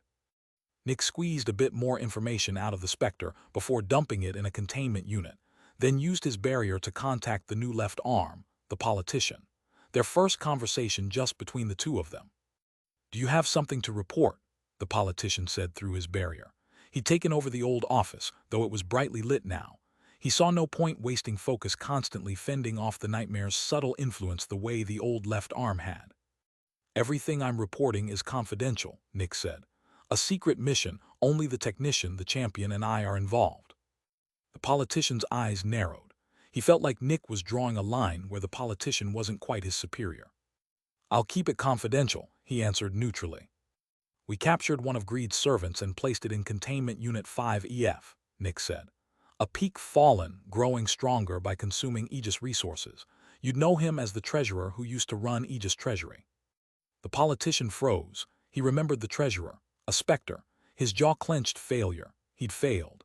Counterintelligence and rooting out traitors were supposed to be his job as the new left arm. He should have been the one to unmask that thing. He should have had a neutral party audit the treasury stock ages ago. "Thank you for telling me," the politician said, voice level. "I'll pay closer attention to our protectors." Nick's eyes narrowed at that. The odds that greed is a shield just jumped to 95%, he thought. Thanking me makes sense, but promising to do better goes further than it needs to. I'm not his superior, and he hasn't done anything wrong here. That treasurer held his post for centuries. Not even the old left arm caught him. I don't know the politician well, but this eagerness feels excessive. "You are my superior," Nick said. "I'm simply passing along what I find. I take your orders, not the reverse." That seemed to settle the politician somewhat. "You're right. I'll handle the reallocation of peak protectors." "Please keep this quiet for now," Nick said. "The mission isn't finished." "I will," the politician said. "Thank you," Nick answered, and slowly cut the connection. Chapter 817. "Welcome to the monthly meeting," the champion said from his throne. At the foot of the throne, to its left, stood the politician, meticulously groomed, surveying the assembled shields with an evaluating gaze. To the right stood a tall, confident man wearing a casual smile. Xandur, the juggernaut, made the new right arm per the old right arm's dying wish. The rest of the shields formed a circle. Beside the new right arm stood a tall, gruff man with two gigantic shields on his back, the wall, subservient to him, present only as a hologram since he was stationed at one of the strongholds. To the politician's left stood one of the new shields, a tall woman with icy blue hair. Nick, had he been there in person, would have recognized her, Aurelia Icegem, Simon Francium's superior for many years, once keeper of the hole containing envy. She'd been transferred to a different post before the disaster, her considerable skill wasted watching over something already contained. Now she was a shield in her own right, subservient directly to the left arm, titled the Ice Storm. Her offensive power didn't match the late knife's, but it was still formidable, a sniper capable of devastating destruction. Beside her stood the technician, also present only as a hologram, unusual, since he was normally stationed inside Aegis itself. Not today. He'd been moved outside so the Ice Storm could attend in his place. The last shield stood between the technician and the wall, a tall, slender man with bright red hair and a long lance on his back, subservient to the right arm, titled the Inferno. He excelled at suppressing 4 Specters through raw strength. When the meeting was called, the shields had expected nothing unusual. Sometimes an outstation shield got summoned in for a session, but the technician's hologram told them otherwise. That never happened. They quickly noticed, too, that only the newer shields were present, no longer truly new after decades in their posts, but newer than the old guard all the same. Even so, in all those decades, the technician had never once attended a meeting remotely. Something was up. The politician suspected it tied to the secret mission Nick had mentioned, but he couldn't be sure. "You may have noticed our peculiar choice of attendees today," the champion said. Everyone looked at him. "There's a reason for that, and it's best we address it first." He fell silent for a few seconds. Then the doors opened, and a tall woman with purple hair walked in. Nobody in the room had seen her before Nick, disguised as far from his true self as he could manage. "This is Cynthia. She has a unique ability that will prove very useful today," the champion said. Nick walked to the center of the circle and bowed politely to the champion, who nodded for him to begin. Nick turned to face the shields present. "Greed is in this room," he said. The atmosphere turned heavy. The wall's eyes went wide with shock. The juggernaut watched with quiet interest. The politician's eyes narrowed. So did the Ice Storm's, while the Inferno gritted his teeth. "What?" the wall said. "Not you," Nick said, glancing his way. "You, the champion, the politician, and the technician are all safe." "That's not what I meant," the wall said, rubbing the back of his neck. "I mean, are you sure? Every shield gets thoroughly vetted. I don't think a Specter could infiltrate us." "Let her talk," the politician said. "She has the champion's blessing."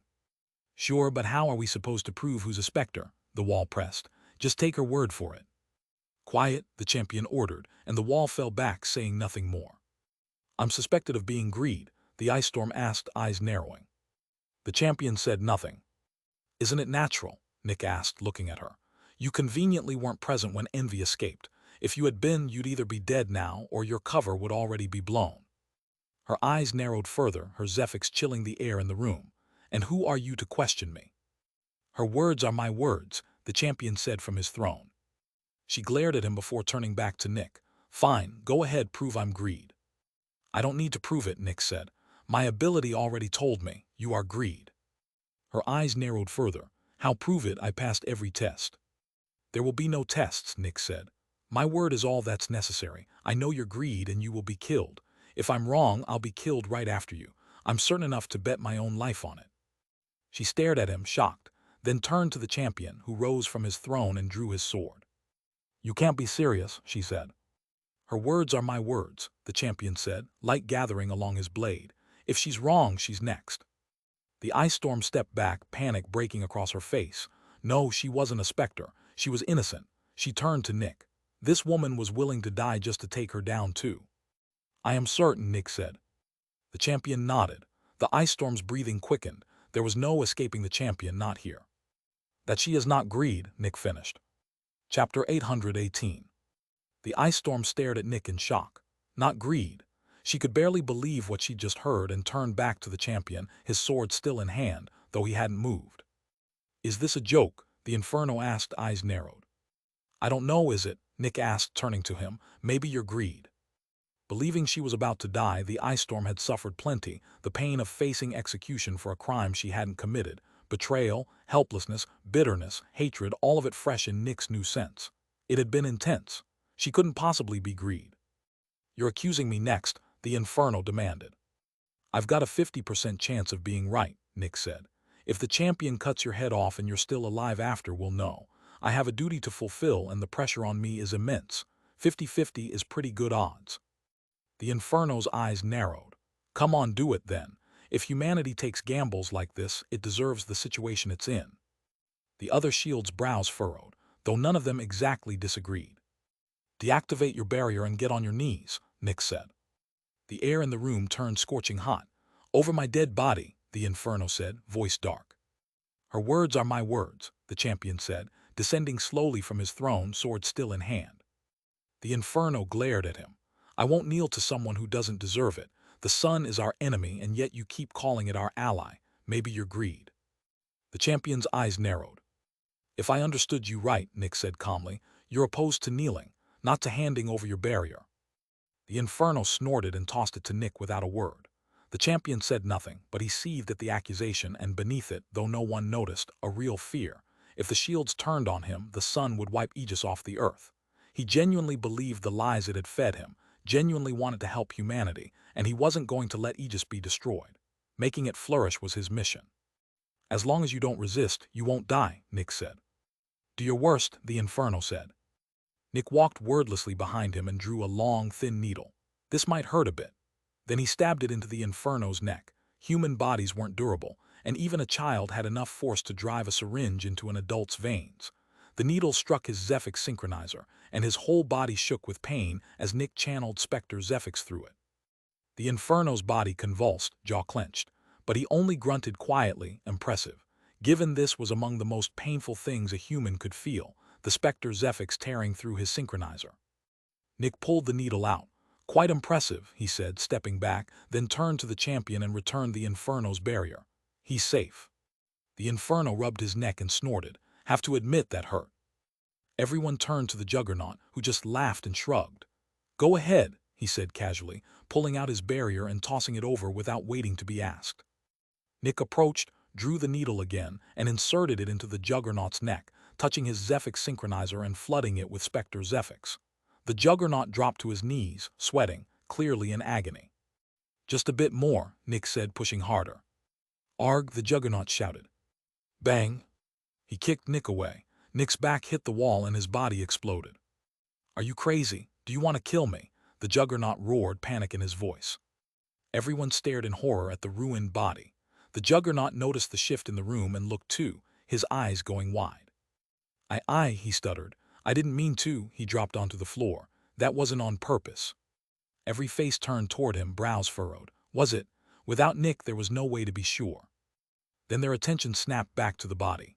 The flesh reformed, the exposed Specter core gleaming, and a moment later Nick's body was whole again. A human would have died, he wasn't one. A Specter, the ice storm said, stunned. Doesn't that make my word more believable? Nick asked calmly. We Specters only care about power and survival. If I'm willing to bet my life on something, it means I'm cert 100%. Everyone stared. Another Specter working for them. They'd thought there was only the one. Nick turned to the shaken juggernaut. Nice try. Then he walked calmly to the champion. When I made contact with him, he told me he'd kill me by accident and expose me as a Specter unless I covered for him. The Inferno's eyes narrowed. He'd felt the Specter Zephyx in his own synchronizer and known Nick for what he was, but he'd kept the secret anyway. He is greed, Nick said. I'm certain.